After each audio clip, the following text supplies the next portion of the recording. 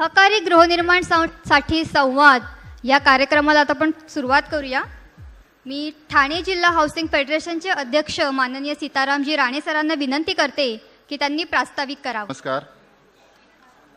Thane housing फेडरेशनने आयोजित केलेल्या या कार्यक्रमाला संवाद या कार्यक्रमाला उपस्थित असलेले सन्माननीय सहकार आयुक्त अनिल कवडेजी, ठाणे जिल्हाधिकारी सन्माननीय राजेश नार्वेकरजी, ठाणे शहराचे आमदार माननीय संजयजी केळकर, जिल्हा उपनिबंधक सहकारी संस्था ठाणे माननीय किरणजी सोनावणे, त्याचप्रमाणे आपण सर्वजण या ठिकाणी उपस्थित आहात, त्याबद्दल आपल्या सर्वांचं मनापासून स्वागत। हा कार्यक्रम ठेवण्याचा एक वेगळा उद्देश होता, पण माननीय पोलीस आयुक्त साहेब आले नाहीत, महानगरपालिकेचे आयुक्त साहेब आले नाहीत, दोघांनाही म्हणजे सगळ्यांना विचारून हा कार्यक्रम ठेवला होता, पण काही महत्त्वाचं काम याच्यापेक्षा निघालं असेल म्हणून कदाचित गेले असतील। पण तरीसुद्धा या कार्यक्रमाला माननीय जिल्हाधिकारी आणि सहकाराशी सगळ्यात जे निर्णय घेणाऱ्या व्यक्तिमत्व म्हणजे सहकार आयुक्त या ठिकाणी, त्याचबरोबर जिल्हा उपनिबंधक उपस्थित आहेत। हा कार्यक्रम अशासाठी ठेवलेला आहे की सहकारी गृहनिर्माण संस्थांमध्ये काम करणारे पदाधिकारी असतील किंवा राहणारे सभासद असतील, यांना पोलीस विभाग असेल, महानगरपालिका असेल, सहकार विभाग असेल, आणखीन जिल्हाधिकारी आमची खता किंवा व्यथा तुम्हाला या विभागाबद्दल मी सांगतोय, कारण या जिल्ह्याचे प्रमुख म्हणून आपण सुद्धा काही आदेश किंवा निर्णय या संदर्भात घेऊ शकता। तत्पूर्वी आमचं हाऊसिंग फेडरेशन म्हणजे नक्की काय, कदाचित ह्या समोरच्या बसलेल्यांना सगळ्यांना माहिती आहे, आपल्याला सुद्धा सगळ्यांना माहिती आहे, तरीसुद्धा काही नवीन आम्ही काही केलेलं आहे ते थोडक्यात 2 मिनिटात मी सांगतो। ठाणे जिल्हा हाऊसिंग फेडरेशन ही ठाणे जिल्ह्याची एकमेव जिल्हास्तरीय संघीय संस्था आहे। आज मी त्याला ठाणे शहरामध्ये, ठाणे जिल्ह्यामध्ये 24,000 गृहनिर्माण संस्था नोंदणीकृत आहेत, त्यापैकी 15,500 संस्था या आमच्या सभासद आहेत। ठाणे जिल्हा हाऊसिंग फेडरेशन एकमेव असं फेडरेशन आहे की आम्ही हाऊसिंग मॅनेजमेंट व्यवस्थापन कोर्स सुरू केलेला आहे। स्वतःचं असं आमचं ट्रेनिंग सेंटर आहे मालकी हक्काचं, जे महाराष्ट्रामध्ये कुठल्याही फेडरेशनचं नाही। आम्ही GDCNA कोर्सच्या लोकांना मार्गदर्शन करतो। आमच्याकडे या अभ्यासक्रमामध्ये सहभागी होणाऱ्या विद्यार्थ्यांचा 100% रिझल्ट आहे। आमच्याजवळ 4 बॅच झाले, 4 बॅचमध्ये सगळीच्या सगळे विद्यार्थी त्याच्यामध्ये पास झालेले आहेत। सामाजिक उपक्रमामध्ये सुद्धा आपण सहभागी असतो। आपल्या अगोदर या ठिकाणी कल्याणकर म्हणून आयुक्त होते, जिल्हाधिकारी होते, त्यावेळी आम्ही एक असा डायबिटीसच्या लोकांसारखी एक मोठा इव्हेंट घेतलेला होता, त्यांच्यासाठी ऑपरेशनसाठी कार्यक्रम घेतला होता, आमच्या संयुक्त विद्यमाने तो घेतलेला होता। जवळजवळ एका दिवसात 4,000 लोकांनी त्यात सहभाग घेऊन त्या ऑपरेशनचा विषय मार्गी लागलेला होता। निवडणुकीच्या कार्यक्रमात आम्ही नेहमीच सहभागी असतो, तो आपल्याला माहिती आहे। नार्वेकर साहेबांची एक विशेष ओळख तुम्हाला सांगायची आहे की डीम कन्व्हेन्स 1911ला मंजूर झालं आणि 12ला नियमावली बनवली, आणि या दरम्यान ह्या साहेबांची, माझी नार्वेकर साहेबांची ओळख झाली। डीम कन्व्हेन्सचा तुम्ही जर बघितलं असाल तर 11-12च्या कालावधीत जेवढी सर्क्युलर्स निघाले आहेत ते उपसचिव म्हणून त्यांच्या सहीने निघालेत, आणि डीम कन्व्हेन्सला ह्या सगळ्या नियमावलीमध्ये त्यावेळेचे महसूल मंत्री माननीय थोरात साहेब आणि त्यावेळेचे उपसचिव असलेले नार्वेकर साहेब यांचा मोठा सहभाग आहे, म्हणून आपण डीम कन्व्हेन्स चांगल्या प्रकारे आता करू शकतोय। त्याचं श्रेय सहकाराबरोबर या मानवरांना सुद्धा द्यायला हवं असं माझं मत आहे। हाऊसिंग फेडरेशन वेगवेगळ्या उपक्रमातून आमच्या हाऊसिंग सोसायट्यांपर्यंत पोहोचण्याचं काम करतं। प्रशिक्षण 24A अंतर्गत प्रशिक्षण देतं। आमच्या सभासदांना सोसायटीमध्ये जाऊन आणि पदाधिकाऱ्यांना किंवा संचालकांना आमच्या ट्रेनिंग सेंटरमध्ये आपण प्रशिक्षण देतो। आता मी माझ्या मुख्य विषयावर येतो साहेब। पोलीस विभागाकडनं आम्हाला काही आमच्या सोसायटीच्या बाबत अपेक्षा आहेत, ते जरी नसले तरी तुमच्या कानावर, आमचे आयुक्त सहकार आयुक्त सुद्धा साहेब आहेत, त्यांच्या कानावर घालण्याचा आमचा मानस आहे। ते असते तर कदाचित त्यांनी आपल्या भाषणामध्ये याच्यावर काय आपल्याला निर्णय घेता येईल तो सांगितला असता, पण ते उपस्थित नाही आहेत। सभासदांच्या पार्किंगबाबत असलेल्या तक्रारीबाबत साहेब, पार्किंग हा सुप्रीम कोर्टाच्या निर्णयाप्रमाणे काही कालावधीमध्ये पार्किंगचे मोठे वाद होते, पण बऱ्याचशा आमच्या सरकारी निर्णय घेणाऱ्या अधिकाऱ्यांना सहकार विभाग सोडला तर हे माहीत नसतं की, मी असं म्हणत नाही त्यांच्यावर आरोप किंवा हे म्हणत नाही, पण कदाचित खालच्या स्तरावरच्या काम करणाऱ्या लोकांना ते लक्षात येत नसेल की पार्किंग हा विषय सोसायटीच्या अखत्यारीतला आहे। त्या संदर्भात सोसायटीने जनरल बॉडी असेल, मॅनेजिंग कमिटी असेल, नियमावली बनवण्याचं काम सोसायटीचं आहे आणि सोसायटीने नियमावली बनवण्याप्रमाणे पार्किंगची व्यवस्था व्हायला हवे. मात्र एखादा सभासद राजकीय काय विषयाने जातो किंवा तक्रार करतो आणि पोलीस स्टेशनला त्याची तक्रार होते. पोलीस स्टेशनला बोलवल्यानंतर एकतर आमच्या पदाधिकाऱ्यांना 8-8, 9-9 तास पोलीस स्टेशनला गुन्हेगारासारखं समजून त्यांना बसवलं जातं आणि या संदर्भात त्यांना 149ची नोटीस दिली जाते, त्यांना हॅरेसमेंट केलं जातं.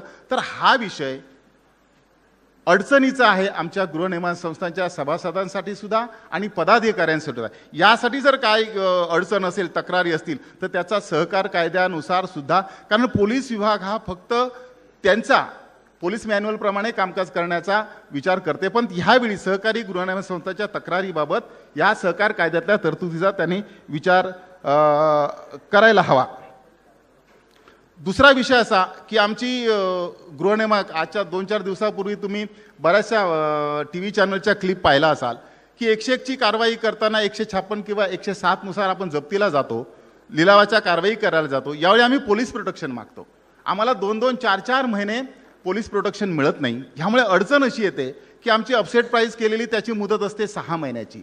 आमची अपसेट प्राईस केल्यानंतर त्या 6 महिन्यात जर आपण लिलाव करायची कारवाई केली नाही तर त्या संस्थेला पुन्हा अपसेट प्राईससाठी अर्ज करावा लागतो आणि पुन्हा सगळं खर्च, पुन्हा सगळा ती याच्यात बराचसा कालावधी जातो. म्हणून आम्हाला मागणी करतील त्यावेळी तुमच्या सोयी सवलतीप्रमाणे लवकरात लवकर पोलीस प्रोटेक्शन आपल्याला मिळालं पाहिजे. दुसरी एक गोष्ट 2-4 दिवसापूर्वीच्या वर्तमानपत्रामध्ये आपण वाचली असाल की मुंबईतल्या एका सोसायटीने नॉन ट्रान्सफर प्रीमियम जो 25,000 आहे तो त्याच्यापेक्षा जास्त घेतला म्हणून त्या सभासदाने त्यांची पोलीस स्टेशनला तक्रार केली आणि अशा आमच्या पदाधिकाऱ्यांवर खंडणीचा गुन्हा दाखल केला.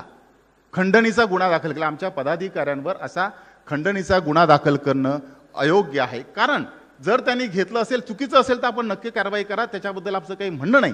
पण त्यांच्या सोसायटीने विशेष सर्वसाधारण सभेमध्ये जनरल बॉडीमध्ये ठराव केला आहे, त्या ठरावाने घेतला असेल. कायदा म्हणतो 25,000पेक्षा जास्त घ्यायची नाही, पण त्याच्यात त्यांच्यावर सहकारी कायद्यानुसार कारवाई व्हायला पाहिजे. पदाधिकाऱ्यांवर खंडणीचा गुन्हा दाखल करणं हे संयुक्तिक नाही असं मला वाटतं. दुसरं महत्त्वाची गोष्ट की आमच्या 2-4 वर्षापूर्वी आपण वाचलं असाल, पाहिलं असाल, TV वर पाहिलं असाल, वर्तमानपत्रामध्ये वाचलं असाल की घोडबंदरच्या एका सोसायटीमध्ये टाकी साफ करताना 2 माणसांचा मृत्यू झाला, कामगारांचा मृत्यू झाला. तर त्यावेळी आमच्या पदाधिकाऱ्यांना रात्री 12 वाजता पोलीस स्टेशनला नेऊन अरेस्ट करण्यात आलं आणि आमच्या त्या सगळ्या तरुण संचालक त्यावेळी त्या सोसायटीचा होता 70 वर्षाचा. असे 70-75 वर्षाचे आमचे पदाधिकारी यांना जर पोलीस स्टेशनला नेऊन अरेस्ट केलं तर हे योग्य नाही. कारण ही जबाबदारी त्या कॉन्ट्रॅक्टरची असते. गेल्या वर्षी आम्ही आयुक्तांना पोलीस आयुक्तांना भेटलो होतो, त्यानंतर थोडासा बदल झाला. महानगरपालिकेने सुद्धा याविषयी काही निर्णय घेतले, पण त्याची सुद्धा अंमलबजावणी अजूनही योग्य प्रमाणात झालेली नाही. ठाणे महानगरपालिकेच्या आयुक्तांबद्दल मी काही आता बोलणार नाही आहे, कारण ते नाही आहेत. त्याबद्दल आम्ही केळकर साहेबांनाच विनंती करू, त्यांच्याविषयीचे सगळे विषय आपल्या स्तरावर आपण त्यांच्याशी बोलून चर्चा करावी. आता मी सहकारा विषयावर येतो. आमचे आयुक्त कवडे साहेब आहेत, त्यांना कधीही भेटायला गेलात तरी त्यांची तुम्हाला अपॉइंटमेंट नसली तरी त्यांच्या असलेल्या वेळात ते वेळ काढून आपल्याला भेट देतात. माझा अनुभव असा आहे की आम्ही ठाण्यावरून जातो पुण्याला, अपॉइंटमेंट घेतली नसती, दुसऱ्या कामासाठी गेलो नाही, कदाचित आम्हाला सहकार विभागात जायचा योग आला किंवा जावं असं वाटलं काही कामानिमित्तानं, तर असले तर कधी त्यांनी नाही म्हटलेलं नाही. तुम्ही एखादा विषय त्यांच्याकडे घेऊन गेला तर त्याचा गांभीर्याने विचार केला आहे, त्याबद्दल त्यांनी ॲक्शन घेतली आहे, त्याबद्दल त्यांनी परिपत्रक काढलेत, असा त्यांचा पॉझिटिव्ह सहकार्य. आणि सहकार हा विषय तसाच आहे की पॉझिटिव्ह विषय करणाऱ्या माणसाला सहकारामध्ये कधीही कुठली अडचण येत नाही आणि तो सगळ्यांना सोबत बरोबर घेऊन जातो. आणि म्हणून कदाचित कवडे साहेब या सहकारामध्ये, ते मला म्हणाले मगाशी बोलताना, याच्या अगोदर ते IGR होते महसूल विभागामध्ये, त्यानंतर ते इकडे आलेले आहेत. म्हणजे दोन्ही विषयाचा अनुभव त्यांना आहे. डीम कन्व्हेन्सला त्यांच्या या IGR विभागात असलेल्या कामकाजाचा आपल्याला उपयोग होईल.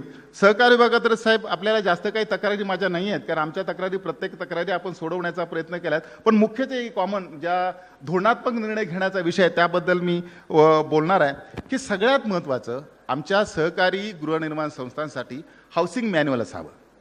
हाऊसिंग मॅन्युअल का असावं? जसं पोलीस मॅन्युअल आहे, आम्ही एखादा विषय घ्यायचा असेल किंवा आमच्या पदाधिकाऱ्याने चूक केली असेल, सभासदांनी चूक केली असेल, तर कोणती चूक केल्यावर त्याच्यावर कोणती कारवाई व्हावी ह्याची त्याच्यात प्रोव्हिजन असावी. जसं पोलीस मॅन्युअल आहे तशा प्रकारचं ते मॅन्युअल असावं आणि त्याचा उपयोग निर्णय घेणाऱ्या अधिकाऱ्यांना सुद्धा करता येईल आणि सोसायटीच्या सभासद पदाधिकाऱ्यांना सुद्धा त्याचा उपयोग होईल. दुसरं एक महत्त्वाचं की आमच्या हाऊसिंग सोसायटीमध्ये इगो फॅक्टर फार मोठा आहे. एखादा तरी सभासद आमचा तक्रारखोर असतो, तक्रारी करण्याशिवाय त्याला काही काम नाही. ह्याचा अनुभव तुम्हाला सुद्धा आला असेल. इथे कलेक्टर साहेब सोडले तर बाकी सगळ्यांना तो अनुभव आहे की आमच्या सोसायटीत एखादा तरी कटकटा माणूस असतो, तक्रार करणं एवढंच त्याचं इंटेन्शन उद्देश असतं, बाकी काही नाही. अशा तक्रारखोर माणसाविरोधात आपल्याला कायद्यात काहीतरी तरतूद करायला हवी. साहेब, आमच्या पदाधिकाऱ्यांनी चूक केली तर त्याच्यावर किती बघा, त्याला दर दिवशी 100 रुपये दंड आहे, त्याला निवडणूक लढवण्याला बंदी आहे, त्याने दंड भरला तर त्याच्यावर फौजदारी गुन्हा सुद्धा दाखल भविष्यात होऊ शकतो. एवढ्या तरतुदी आहेत. पण तक्रार करून अख्ख्या कमिटीला, सहकार विभागाला, सगळ्यांना वेटीस धरणारा एका अशा नाठाळ माणसाबद्दल आमच्या कायद्यात कोणतीही तरतूद नाही. तर याबद्दल आपण काहीतरी विषय साहेब करायला हवा. एकतर त्यांच्याकडे थकबाकी असते तर भरल्याशिवाय तक्रार करू नये, किंवा तक्रार करायची असेल तर त्याने काहीतरी पैसे भरावे, तक्रारी तथ्य असलं तर त्याला परत देता येतील, असं काहीतरी प्रोव्हिजन आपल्याला. पण हा सगळा विचार करताना आपल्याला असं म्हणतो की तक्रार करण्याचा आपल्याकडे लोकशाही आहे, तक्रार करण्याचा प्रत्येकाला अधिकार आहे. पण कास्टली तक्रार कोर्ट सुद्धा म्हणतं आहे, वेगवेगळ्या तऱ्हेने कोर्टामध्ये दावे दाखल करणाऱ्या माणसाला कोर्ट सुद्धा दंड देतं. आता तर कोर्टाने कितीतरी लोकांना अशा प्रकारे चुकीच्या विषयासाठी चुकीचे दावे दाखल केले असते तर त्याला हायकोर्टाने सुद्धा दंड केलेले आहेत. तर या गोष्टीचा आपण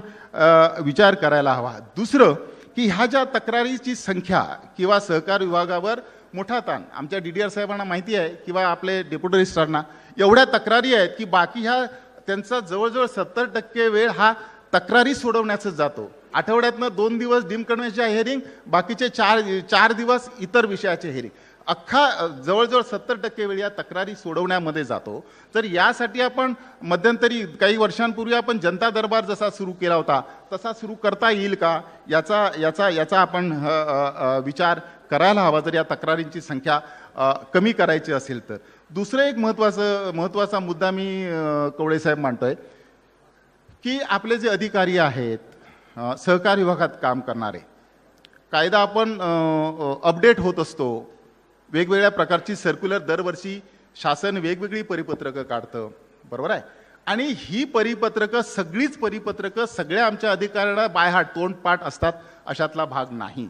म्हणून यासाठी या आमच्या सहकारी अधिकाऱ्यांना सुद्धा, सहकारात काम करणाऱ्या अधिकाऱ्यांना सुद्धा शिक्षण प्रशिक्षण देण्याची व्यवस्था केली तर ते अपडेट होतील. जसं आपण इलेक्शन दर 5 वर्षांनी होते, पण त्यावेळी सुद्धा आपण महानगरपालिकेची इलेक्शन असो, लोकसभेचं असो किंवा विधानसभेचं असो, ह्या सगळ्या इलेक्शनला आपण दरवर्षी निवडणुकीचं काम करणाऱ्या कर्मचाऱ्यांना, अधिकाऱ्यांना आपण प्रशिक्षण देतो. मग या विभागात काम करणाऱ्या अधिकाऱ्यांना आपण प्रशिक्षण का देऊ नये असं मला वाटतं.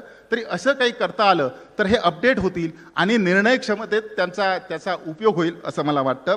दुसरं एक महत्त्वाचं साहेब, सहकारी हाऊसिंग सोसायटीसाठी ऑनलाईन पोर्टल, सहकारी गृहनिर्माण संस्थांसाठी ऑनलाईन पोर्टल ही आमची बऱ्याच दिवसापासूनची मागणी आहे. ते शासनाने त्याचा विचार करावा.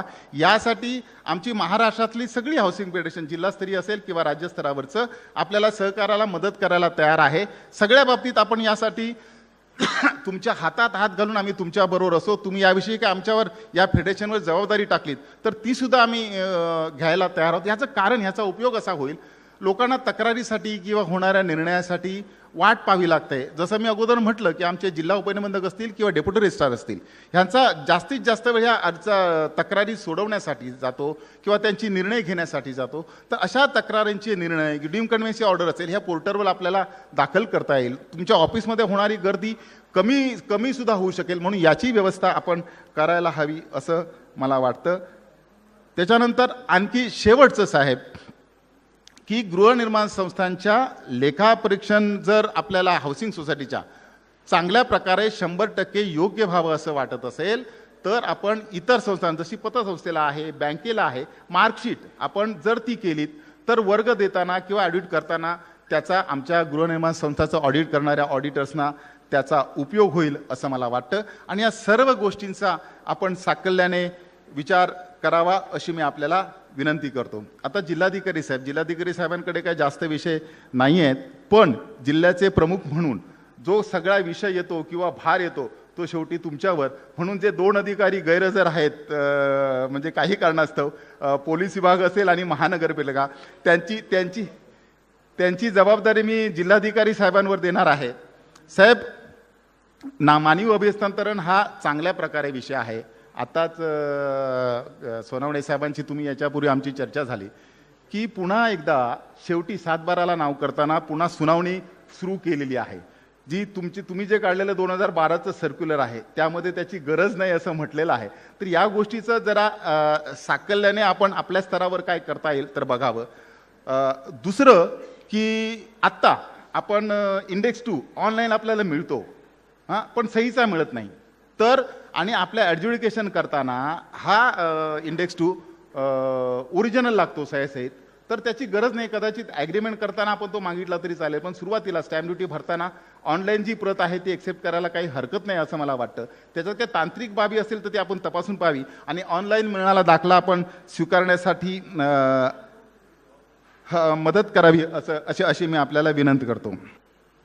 दुसरं साहेब, आपल्या विभागाकडे आमची 101 प्रमाणे होणारी 156 आणि 107 नुसार जी कारवाई होते, काही वेळेला सभासद त्या घरामध्ये राहतात, त्यामुळे आपल्याला फ्लॅट त्यांचा जप्त केला तरी ताब्यात घेता येत नाही आणि ही प्रक्रिया आपल्या मंडळ अधिकाऱ्याच्या मार्फत केली जाते. आणि त्यावेळी आपल्याकडे या कारवाईसाठी मंडळ अधिकाऱ्याकडून वेळ आणि त्यांच्याकडून होणारी कारवाई फार विलंब लागतो. हा विलंब होण्यामुळे आमची अडचण अशी होते की आम्ही अपसेट प्राईज दाखल्याची मुदत फक्त 6 महिने असते. एखाद्या सभासदाने जर त्याविरुद्ध तक्रार केली की 6 महिन्यापूर्वीचा आमचा अपसेट प्राईज केलेली आहे, आता त्याची किंमत घराची वाढलेली आहे, तर त्यामुळे ह्या गोष्टीचा त्रास होतो, अडचण होतो. म्हणून या कारवाईसाठी आमच्याकडे आम्ही आपल्याकडे अर्ज केल्यानंतर त्याची लवकरात लवकर कारवाई व्हावी अशी मी तुम्हाला विनंती करतो. दुसरं, त्यानंतर आता कदाचित तो बंद आहे, पण शासनाने लीजने घेतलेल्या ज्या जमिनी आहेत, महाराष्ट्र शासनाच्या लीजने घेतलेल्या जमिनी आहेत ज्या वर्ग 2च्या, त्या वर्ग 1 करण्याची प्रोव्हिजन शासनाने केली आहे. म्हणजे 10%, 25% किंवा 50% 3 टप्प्यामध्ये त्याची रेडी रेकनरची किंमत आहे.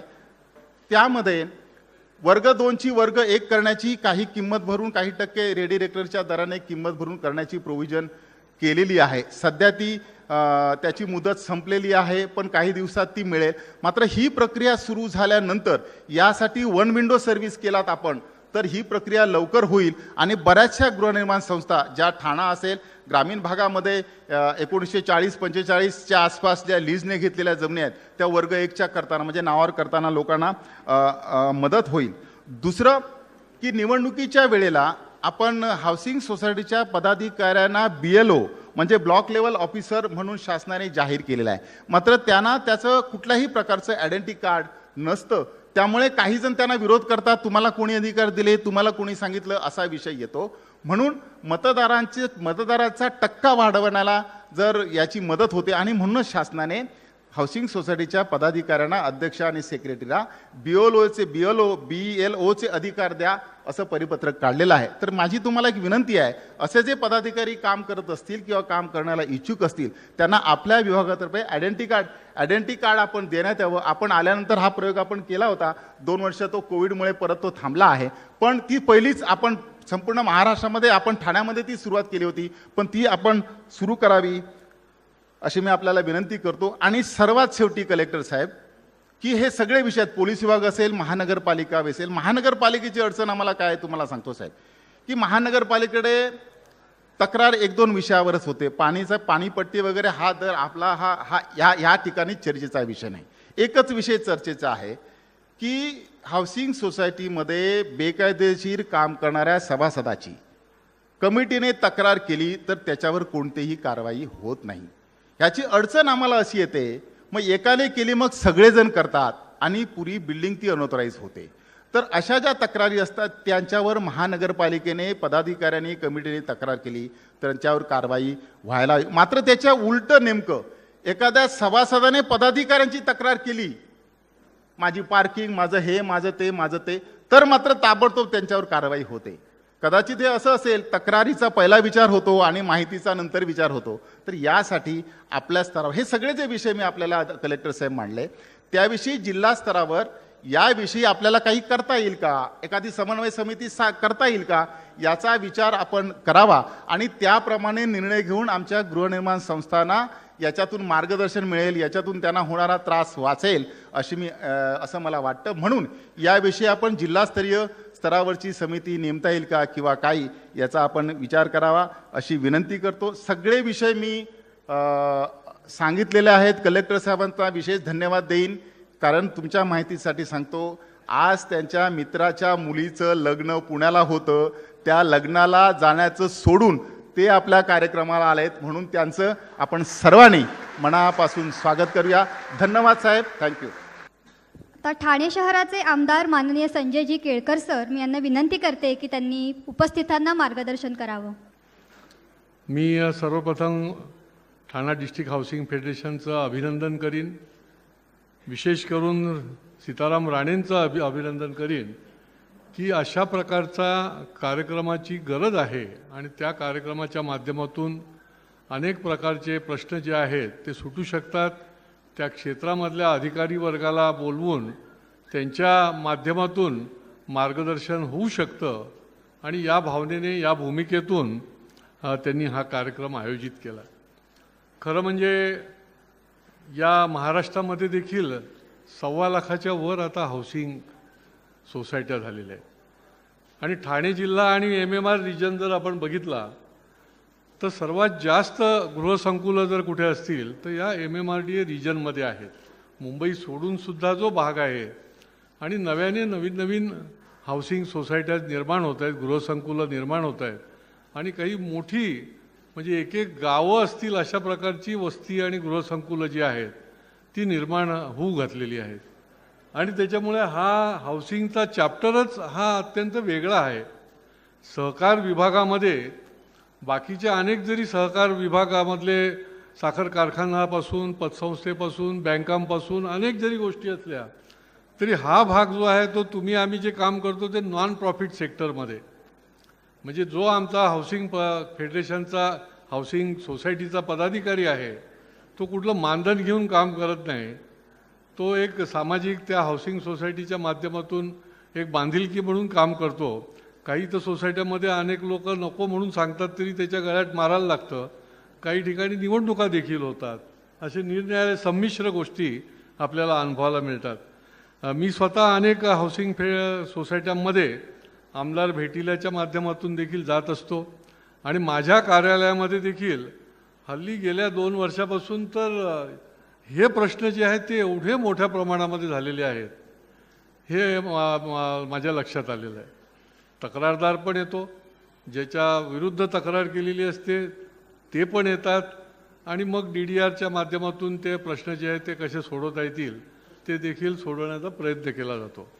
याच्यामध्ये मागच्या फडणवीस सरकार होतं त्यावेळेला देखील आम्ही या हाऊसिंग सोसायट्यांकरता अनेक प्रकारचे विषय जे आहेत ते त्यासाठी भांडत होतो. अनेक गोष्टी ज्या आहेत त्या सहकारच्या माध्यमातून सोडवण्याचा प्रयत्न करत होतो. त्याच्यामधलं डीम कन्व्हेन्सचा जो विषय आहे तो आपल्याला जवळजवळ डीम कन्व्हेन्सला 23 प्रकारचे कागदपत्र जे आहे ते सादर करायला लागायचे आणि डीम कन्व्हेन्सचं पर्सेंटेज इतकं कमी झालं होतं तर त्याच्यामध्ये काही करता येईल का, त्याच्यामध्ये काही कमी कागद सबमिट करून त्याच्यामधनं डीम कन्व्हेन्सचा प्रश्न सोडवता येईल का. आणि त्यावेळेला त्यांनी 8 का 9 प्रकारचेच फक्त आपण सादर करा आणि हा डीमचा विषय जो आहे तो आपल्याला सहज शक्य होईल आणि त्यांना डीम कन्व्हेन्सला खूप अडचण जाणार नाही अशा प्रकारची भूमिका सरकारने त्यावेळेला घेतली.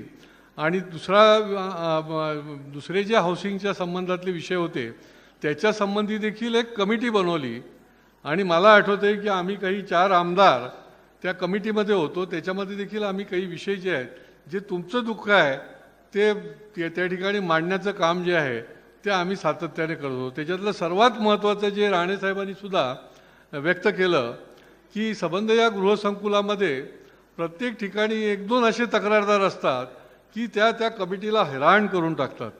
त्या कमिटीला माहितीच्या अधिकारापासून ते सगळं ऑडिट बिडिटचे सगळे कागदपत्र म्हणजे त्यांना नोकरीपासून मुकायला लागेल की काय रजा घेऊन घेऊन किती घेणार अशा प्रकारचं देखील पदाधिकाऱ्यांना संकट येतं.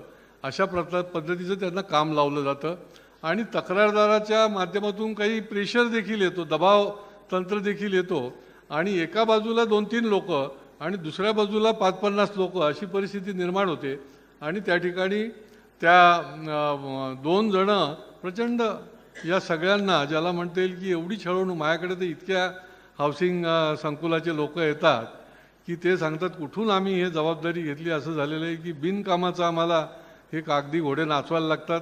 त्याने तक्रार केली की सगळं द्यायला लागतं, परत तो तक्रार करतो, परत द्यायला लागतं आणि परत न्याय नावाची गोष्ट मिळत नाही. हे आपण देखील सहमत व्हाल. आणि त्याच्यामुळे आणि ही जी लोकं आहेत, म्हणजे मागे मी सहकार मंत्र्यांना तर हे सांगितलं होतं की अशी पण एक लॉबी निर्माण झाली की ती तक्रारच करत राहते. म्हणजे एका बाजूला मेंटेनन्स चार्जेस भरायचे नाहीत, वर्षानुवर्ष ते टाळायचं, दुसऱ्या बाजूला सोसायटीचे कुठलेही नियम पाळायचे नाहीत आणि वरती सोसायटीच्या अधिकाऱ्यांना कसं त्रास देता येईल, कसं तक्रारीच्या माध्यमातून त्यांना पळवता येईल, अशा पद्धतीचा त्यांचा त्रास चालू असतो. अनेक जणांना याच्यामध्ये ब्लड प्रेशर देखील वाढलेलं आहे, अनेक जणांच्या तब्येती देखील खराब झालेल्या मला त्यांनी स्वतः येऊन सांगितलेलं आहे की हा आम्हाला त्रास नको, अशी परिस्थिती त्या ठिकाणी निर्माण झालेली आहे. आणि त्याच्यामुळे याच्या संबंधामध्ये देखील काही करता येईल का की असे जे सातत्याने डिफॉल्टर आहेत तर यांची तक्रारसुद्धा घेण्यात काही पॉईंट नाही, की जे स्वतःच डिफॉल्टर आहेत आणि ते दुसऱ्याला आपला तक्रारीचा बडगा दाखवायचा प्रयत्न करतात. असे निरनिराळे विषय जे हाऊसिंग सोसायटीचे ते नॉन प्रॉफिट सेक्टरमध्ये आहे, या भूमिकेमधनं या पदाधिकाऱ्यांना सहज सोपं अशा पद्धतीने कसं कामकाज करता येईल, सहज सोप्या पद्धतीने कसं त्यांना सोसायटीमधलं वातावरण चांगल्या पद्धतीने ठेवता येईल. अनेक सोसायटीमध्ये चांगलं आहे, अनेक सोसायटीमध्ये कुठल्याही प्रकारच्या तक्रारी नसतात, परंतु सर्वसामान्य निर्णया गृहसंकुलांमध्ये सर्वसमावेशक असं कमीत कमी जर त्यांना त्रास होणार नसेल अशा पद्धतीचे काही प्रोव्हिजन्स त्याच्यामध्ये केल्या तर त्याचा निश्चितपणे उपयोग होईल. डीम कन्व्हेन्सच्या बाबतीमध्ये साहेब मी आपल्याला विनंती करेन की अनेक वेळेला डीम कन्व्हेन्सची जी ॲथॉरिटी असते त्या ॲथॉरिटीने सर्व हिअरिंग केलेलं असतं, परंतु बाहेरून पेपर हलतच नाही. त्याच्यामुळे त्याच्याकरता काही टाईम बाउंड कार्यक्रम आपण देणार की नाही, कुठला ना कुठला काहीतरी कागद राहिला म्हणून ती डीम कन्व्हेन्सची अनेक वर्षानुवर्षे पेंडिंग राहतं. अन्य कारणामुळे देखील काही प्रत्येक ऑफिसमध्ये काही लोक अशी असतात की ती माणसं जी आहेत त्यांचा इंटरेस्ट जो आहे तो वेगळा असतो. आणि तिसरं, त्या ठिकाणी काही वेळेला दलालांचा देखील सुळसुळाट असतो आणि त्याच्यामुळे ही मंडळी जी आहे ती यांच्या थ्रू गेलं तरच काम होईल अशी देखील परिस्थिती जी आहे ती होता कामा नये. कारण की मला याची सगळ्या कल्पना आहे, कारण की मला रोजचा माझा अनुभव आहे. मला सर्वसामान्य माणूस, माझं नशीब चांगलं आहे, इथं लोकप्रतिनिधीला लांब लांब राहतो, मला सर्वसामान्य माणूस पण येऊन लगेच सांगतो की हे असं असं आहे साहेब बघा काहीतरी. त्याच्यातला मध्यम मार्ग काढून आपल्याला त्याच्यातून मार्ग सुकर करणं हे आपल्या दृष्टीने महत्त्वाचं असतं. एक तर त्या दृष्टीने आपण कॅम्प घ्या. मी असा प्रयत्न केला होता मागच्या 5 वर्षाच्या काळामध्ये की त्या संबंधामधले DDR असतील, ज्या गृहसंकुलांचं म्हणणं आहे की आमचं सगळं पूर्ण झालेलं आहे, त्या गृहसंकुलाचे प्रतिनिधी असतील आणि आपण असो, की त्या माध्यमातून बाबा यांचं काय राहिलेलं आहे आणि किती दिवसामध्ये होणार आहे. इतकं पारदर्शक जर काम साहेब झालं तर मग एवढे कागदपत्र जे आम्ही कमी केलेले आहेत तरी देखील डीम कन्व्हेन्सचा विषय जो आहे तो खूप पुढे जात नाही. सुधारणा आहे, परंतु जो आणखीन वेगाने पुढे जायला पाहिजे तो आपल्याला जाण्याची गरज आहे, हे देखील मी या ठिकाणी नमूद करतो. या माध्यमातून निवडणूक प्राधिकरणाच्या बाबतीमध्ये देखील मी विधिमंडळामध्ये देखील मांडलं होतं की या निवडणुकीच्या दृष्टीने हाऊसिंगच्या निवडणुकांच्या माध्यमातून देखील दर सदस्याच्या मागे जी फी आकारली जाते ती कमी केली गेली पाहिजे. खरं तर निवडणूक प्राधिकरणच रद्द करण्याची आता प्रोव्हिजन आलेली आहे, परंतु ते जर नसेल करायचं तर ती फी जी आहे ती कोणी भरायची. हे हाऊसिंग फेडरेशनवाल्यांना त्यांच्या हाऊसिंगच्या गृहसंकुलामध्ये त्यांच्या इथल्या सुविधा करायला त्यांच्याकडे पैसे नाहीत. तर ह्या गोष्टी ज्या आहेत त्या कशा पद्धतीने करता येतील ते कमी केलं गेलं पाहिजे आणि त्या माध्यमातून देखील झालं पाहिजे.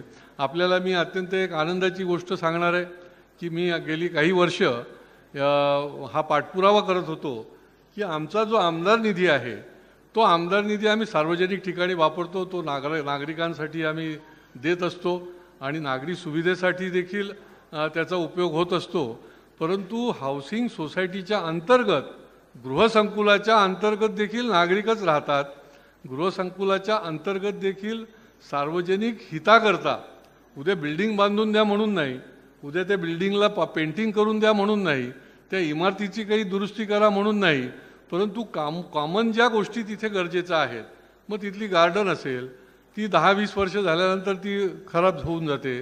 अंतर्गत काही रस्त्याची डागडुजी असेल तर ती बऱ्याच इमारती असतील तर त्या डागडुजीला तुमच्याकडे पैसे नसतात आणि ती तशीच धूळ उडत राहत असते. अशा काही सुविधा ज्या आहेत, जिम्नॅशियम आहे, तर ह्या कामाकरता त्या ठिकाणी आमदार निधी जो आहे तो वापरायला परवानगी द्यावी अशा प्रकारची मी पाठपुरावा करत होतो. सन्माननीय अर्थमंत्री अजितदादांची देखील या संबंधामध्ये मी भेट घेऊन त्यांना निवेदन दिलं, विधिमंडळामध्ये उपस्थित केलं आणि मला आता खात्री आहे की तो निर्णय जो आहे तो जवळ आलेला आहे आणि तो निर्णय जर जवळ आला तर निश्चितपणे एक आपला सगळ्यांचा प्रतिनिधी म्हणून आपल्याला त्या बाबतीमध्ये निश्चितपणे यश मिळेल आणि त्या संबंधात देखील आपण निरनिराळ्या गृहसंकुलांना हा जो निधी आहे त्या निधीचा देखील आपल्याकरता सुविधाकरता उपयोग केला जाईल. या सगळ्या विषयामध्ये माझी आता पोलीस आयुक्तांना तर मी देखील सांगितलं होतं पण त्यांचे कोण प्रतिनिधी आले नाहीत. खरं म्हणजे गृहसंकुलाचे प्रश्न जे आहेत ते यांनी जे सांगितलं ते चुकीचं नाही आहे की गृहसंकुलातल्या पदाधिकाऱ्यांना जणू काही म्हणजे यांनी फार मोठे खून दरोडे घातले की काय अशा प्रकारची वागणूक जी आहे ती दिली जाते. मी सोनवणे साहेबांशी आता मगाशी चर्चा करत होतो तर माझी या निमित्ताने, आता आपण नंतर जाऊ तुमचं शिष्टमंडळ घेऊन, की माझी या निमित्ताने मागणी आहे की गृहसंकुलामधले जे प्रश्न आहेत, पोलीस खात्यामध्ये खून दरोडे, चोऱ्या माऱ्या, अमुक तमुक, डकैत, भ्रष्टाचार केलेला सेक्शन जसा असतो तसं पासपोर्टचा जसा सेक्शन असतो तसे निरनिराळे सेक्शन असतात. तर हाऊसिंगच्या संबंधामध्ये देखील जलद त्यांना न्याय मिळेल आणि त्यांना तिकडे 10 तास आपला तिकडे वेटिंगमध्ये ना लेना ना देना अशी परिस्थिती असते. पण त्या सोसायटीचे ते पदाधिकारी असतात त्यामुळे त्यांना तिकडे उगाचच खेट्या घालायला लागतात. तर त्याचा एक वेगळा सेक्शन जर त्यांनी उभा केला, वेगळा कक्ष उभा केला तर त्यांच्या काही अंतर्गत जे काही प्रश्न निर्माण झालेले असतात ते पार्किंगच्या संबंधात असतो किंवा अन्य, तर ते देखील सुटायला सुकर होतील. आणि शेवटचा मला या निमित्ताने आपल्याला सांगावसाठी जे आपण सगळेजण ते अनुभवत असतो, विशेष करून आता घोडबंदर पाखामधले तर वेगवेगळे विषय आहेत, परंतु ज्या ठिकाणी या शहरामध्ये जुन्या इमारती आहेत, मोडकळीस आलेल्या इमारती आहेत, अडचणीत आलेल्या इमारती आहेत, धोकादायक आहेत, अति धोकादायक आहेत, तर या इमारतींचा जो पुनर्विकासाचा जो विषय असतो त्या पुनर्विकासाच्या विषयामध्ये हे सगळे मध्यमवर्गीय आहेत, हे सामान्य आहेत, नोकरदार आहेत, सर्व्हिस करणारे आहेत, त्याच्याप्रमाणे व्यवसाय करणारे आहेत, पण सर्वसामान्य आहेत. आणि ह्या लोकांवर देखील पुनर्विकासाच्या निमित्ताने बळजबरीने दबाव तंत्र वापरून की याचा पुनर्विकास आम्हालाच दिला पाहिजे अशा प्रकारची भूमिका घेऊन देखील त्यांची पिळवणूक करण्याचा प्रयत्न होत आहे. आणि त्याच्यावर देखील याच्यासंबंधी या सोसायटीच्या पाठीमागे तर मी आहेच, अनेक सोसायट्यांमधल्या पदाधिकाऱ्यांवर हल्ले देखील झालेले आहेत, अनेक पदाधिकाऱ्यांवर हल्ले झालेले आहेत आणि गंभीर त्यांच्यावर इजा झालेली आहे. अशा प्रकारे या ठाण्यासारख्या सांस्कृतिक शहरामध्ये अशा पद्धतीने होणं हे उचित नाही आहे. परंतु त्याला पोलीस खात्याचं देखील आपल्याला सहकार्य असलं पाहिजे की असं जर कोणी दमदाटी करून कोणाला पदाधिकाऱ्यांना नाक दाबून त्यांच्या बाजूने आम्हालाच मिळाला पाहिजे, याचा पुनर्विकास जर नाही मिळाला तर खबरदार, अशा पद्धतीची ही काय मोगलाई नाही, हे ठाणं आहे.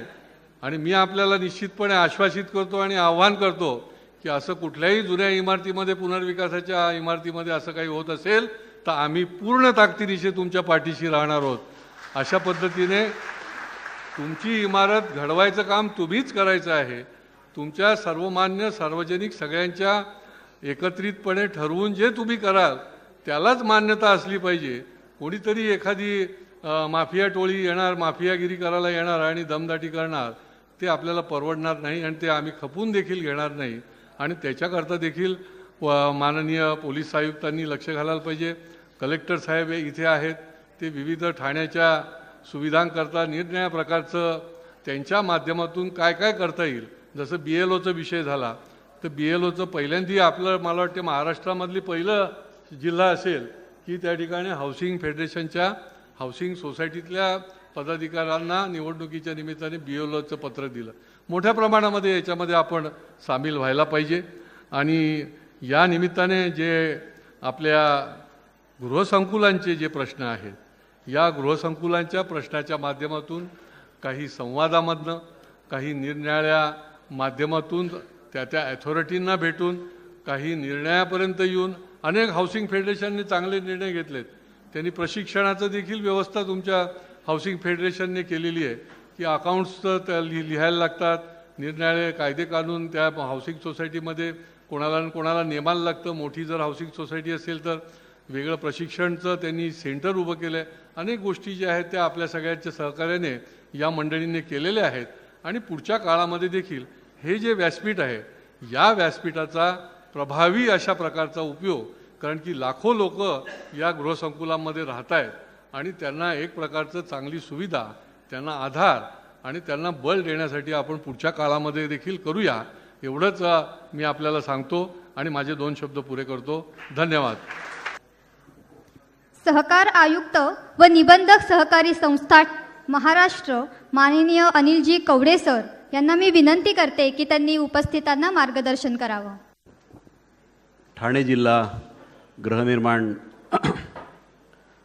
फेडरेशनच्या वतीने आयोजित कार्यक्रमाला संवाद या कार्यक्रमाला उपस्थित असलेले आत्ता ज्यांनी मार्गदर्शन केले ते या भागाचे लोकप्रतिनिधी केळकर साहेब, माझे मित्र आणि या जिल्ह्याचे जिल्हाधिकारी राजेश, हाऊसिंग फेडरेशनचे श्री राणे, त्याचप्रमाणे आमचे सहकारी श्री सोनवणे, हाऊसिंग फेडरेशनचे सर्व पदाधिकारी, आपण मोठ्या संख्येने उपस्थित असलेले सर्व या जिल्ह्यामधील हाऊसिंग कमिट्यांचे आजी माजी पदाधिकारी, सदस्य, बंधू आणि भगिनी, खरं तर खूप महत्त्वाचा हा कार्यक्रम मला वाटतं या निमित्ताने आयोजित झाला आहे.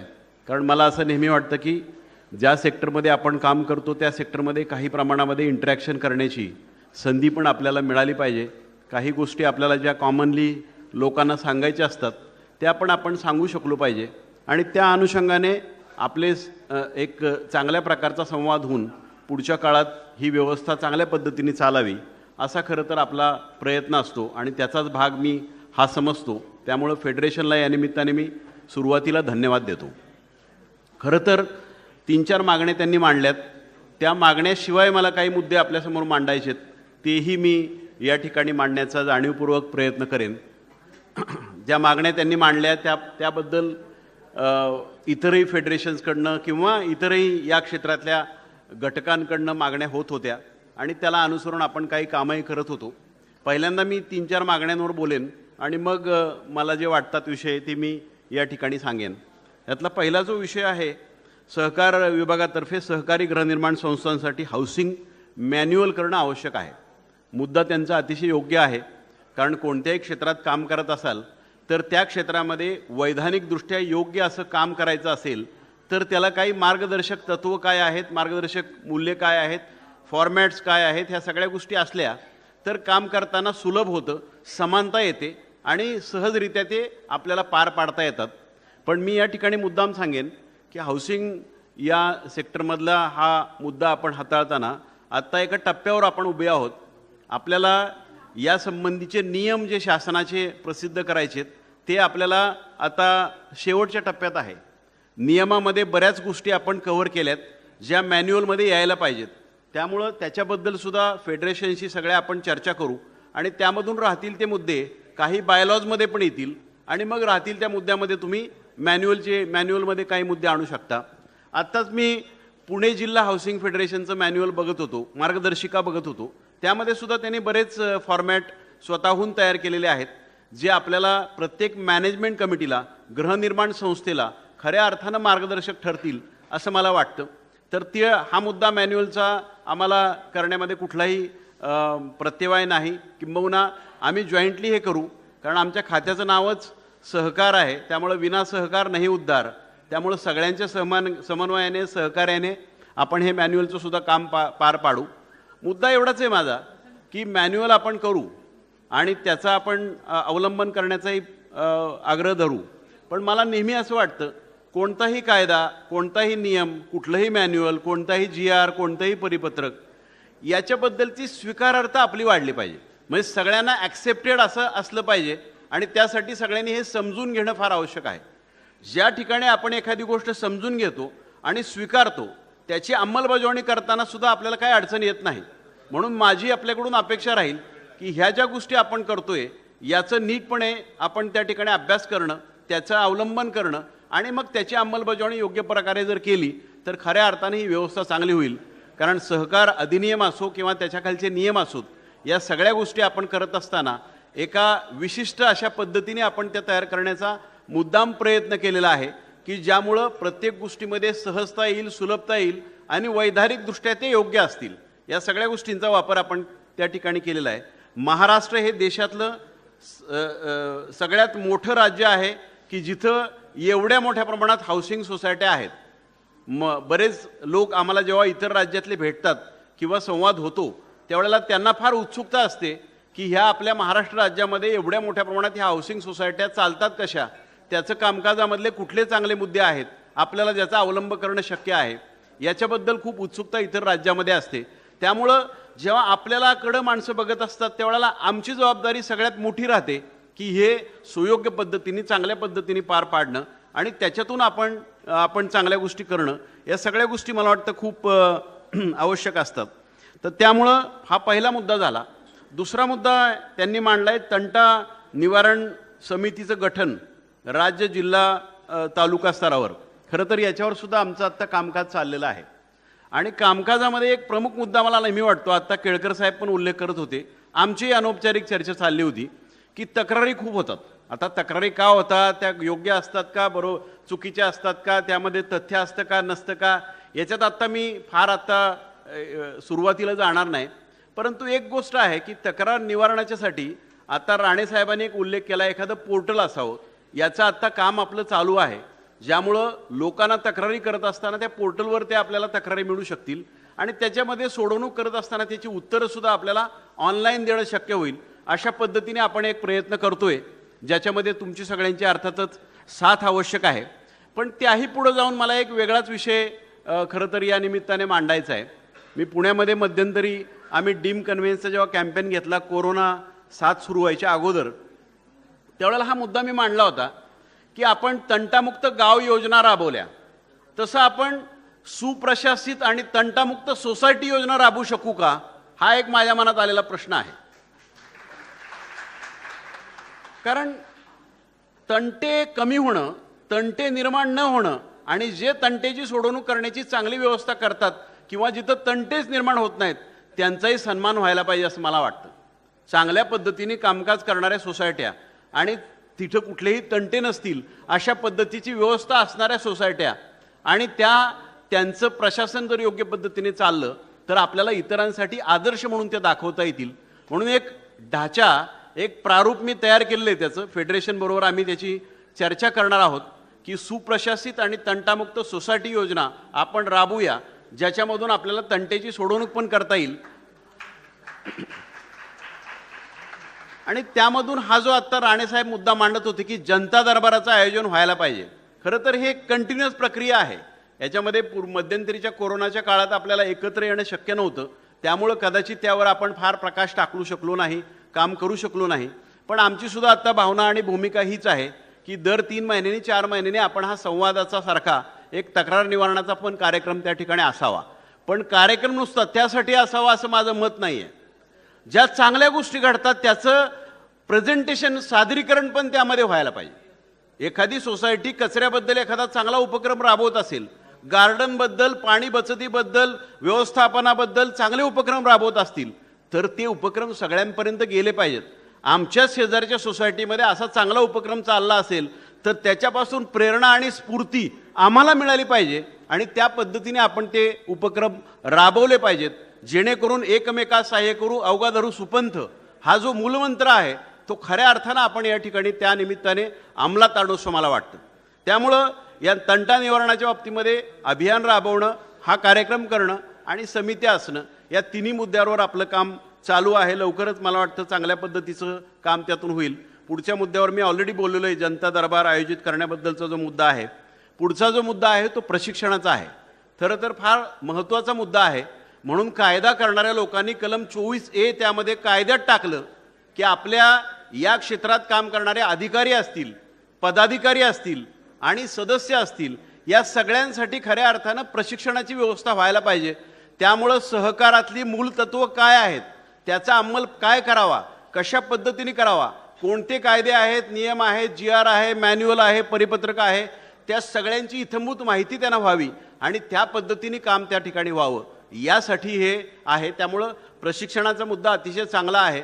आम्ही निश्चितपणे सहकार खात्याच्या सुद्धा सगळ्या लोकांना सांगू की तुम्ही मोठ्या प्रमाणामध्ये या सगळ्या व्यवस्थेमध्ये प्रशिक्षणाच्या सहभागी व्हा आणि आपल्याला जे नवीन अद्ययावत गोष्टी करायच्यात, चांगल्या गोष्टी करायच्यात, त्याच्याबद्दलचं प्रशिक्षण घेऊन त्याची प्रभावी अंमलबजावणी करण्यासाठी आपण काम करावं. हाही मुद्दा तितकाच महत्त्वाचा आहे. पुढचा मुद्दा त्याने लेखा परीक्षणाचा मांडलेला आहे. लेखा परीक्षणाचा मुद्दासुद्धा महत्त्वाचा आहे. कारण कोणत्याही संस्थेमध्ये, मग ती गृहनिर्माण असो, पतसंस्था असो, जिल्हा मध्यवर्ती बँक असो, नागरी सहकारी बँक असो, साखर कारखाना असो, कुठल्याही सहकारी संस्थेमध्ये त्यांचं काम नियमानुसार, कायद्यानुसार, मॅन्युअलनुसार चालतं का, हिशोब व्यवस्थित ठेवले जातात का, पारदर्शक पद्धतीने ते आपल्याला त्या ठिकाणी मांडले जातात का, या सगळ्या गोष्टी बघण्यासाठीच खऱ्या अर्थानं लेखा परीक्षण महत्त्वाचं आहे. लेखे ठेवणं आणि त्याचं परीक्षण होणं आणि त्याची काय वस्तुस्थिती आहे ती सभासदांपुढं जाणं, या सगळ्या गोष्टी फार महत्त्वाच्या असतात. त्यामुळं मार्किंग सिस्टीमचा त्यांनी मुद्दा आत्ता मांडला आहे, जो मला वाटतं खूप महत्त्वाचा आहे आणि त्याच्यावरही आपण इतर संस्थांसाठी जसं मार्किंग ठेवलेलं आहे तसं यामध्ये ठेवण्यामध्ये सुद्धा मला स्वतःला काही अडचण वाटत नाही. त्याबद्दल सुद्धा पुढच्या काळात काम होईल असं मला वाटतं. आत्ता दोन्ही वक्त्यांनी बोलताना डीम कन्व्हेन्स ह्या मुद्द्यावर खूप भर दिला. खरं तर खूप महत्त्वाचा मुद्दा दोघांनी पण मांडला, ज्यासाठी आपण काम करत असताना असं बघितलं की राज्यामध्ये जवळपास 60% सोसायट्यांमध्ये अजून हे काम प्रलंबित आहे. यामध्ये दोन मुद्दे आहेत.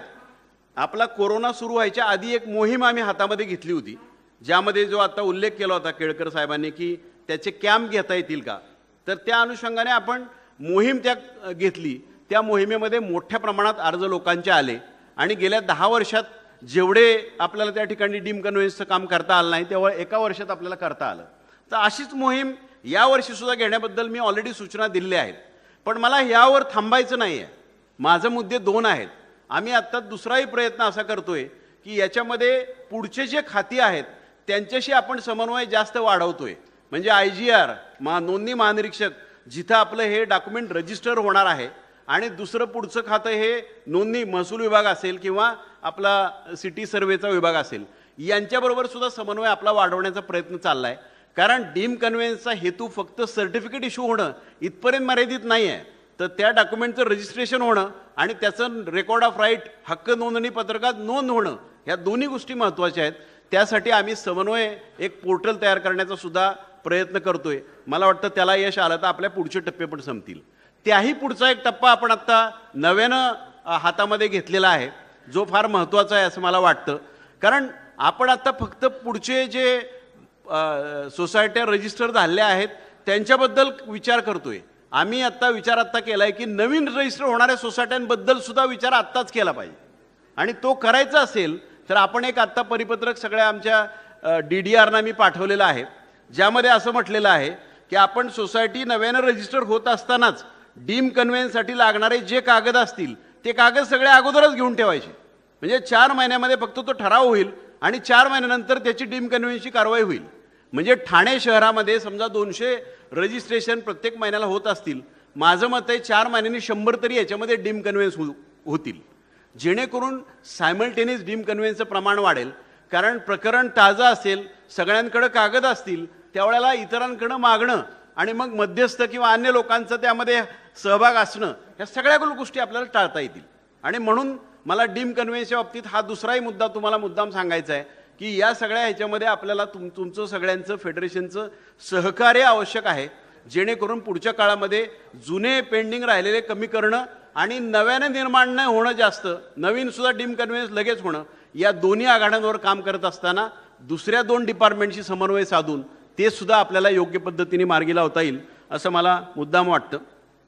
अपसेट प्राईसचा एक मुद्दा राणे साहेबांनी मगाशी सांगितला, त्याला सुद्धा एक मुद्दा मी मुद्दाम क्लिअर करतो. त्यांचा मुद्दा अर्थात वेगळ्या कॉन्टेक्स्टमध्ये होता की 6 महिने मुदत असते, तेवढ्या काळात पोलीस प्रोटेक्शन नाही मिळालं तर आपल्याला ती लिलावाची प्रक्रिया त्या काळात करता येत नाही म्हणून त्यांनी मांडला. पण अजूनही पुढचा मुद्दा मी सांगतो की आम्ही अपसेट प्राईसची मुदत वाढवण्याचा प्रस्ताव शासनाकडे दिला आहे. मला वाटतं तो सुद्धा 6 महिन्याऐवजी वर्षभर होईल. त्यामुळे ह्याच्यामध्ये सुद्धा जर डिले झाला तरी आपल्याला ती प्रश्न निर्माण होण्यामध्ये आपल्याला काही रिलीफ मिळेल असं मला मुद्दाम या ठिकाणी सांगावंसं वाटतं. हे सगळे मुद्दे जरी खरे असले तरी काही मुद्द्यांना आपण खरं तर महत्त्वाच्या मुद्द्यांना आपण पुढं हात घातला पाहिजे असं मला नेहमी वाटतं. कारण शेवटी मला अनेकदा असं वाटतं या तक्रारी बघत असताना किंवा कामकाजातले मुद्दे बघत असताना की जिथं आपण आयुष्याची कमाई लावून एखादा फ्लॅट खरेदी करतो, एखादी सोसायटी होते आणि जिथं कदाचित आपले 25, 30, 40, 50 वर्ष त्या सोसायटीमध्ये त्या फ्लॅटमध्ये जाणार असतात, तिथं एकमेकांमध्ये सामंजस्याचं वातावरण असणं हे मला फार महत्त्वाची गोष्ट वाटते. शेवटी सहकार कायदा हा जो आहे तो खरं तर एक फ्रेमवर्क देण्यापुरता आहे. माझं व्यक्तिगत मत असं आहे की सहकारी सोसायट्यांना त्यांचे निर्णय घेण्याचे सगळे अधिकार आपण दिलेले आहेत, पण अधिकाराचा गैरवापर न करता अधिकाराचा सुवापर जर करायचं ठरवलं आणि त्यामधून आपण चांगल्या व्यवस्था निर्माण केल्या तर मला वाटतं खूप चांगल्या पद्धतीने काम होतं. तक्रारी बघताना मला असं दिसतं काही वेळेला मॅनेजमेंट कमिटीची चूक असते, काही वेळेला तक्रार करणाऱ्या माणसाची चूक असते. असे दोन्ही प्रकार आपल्याला त्या ठिकाणी बघायला मिळतात.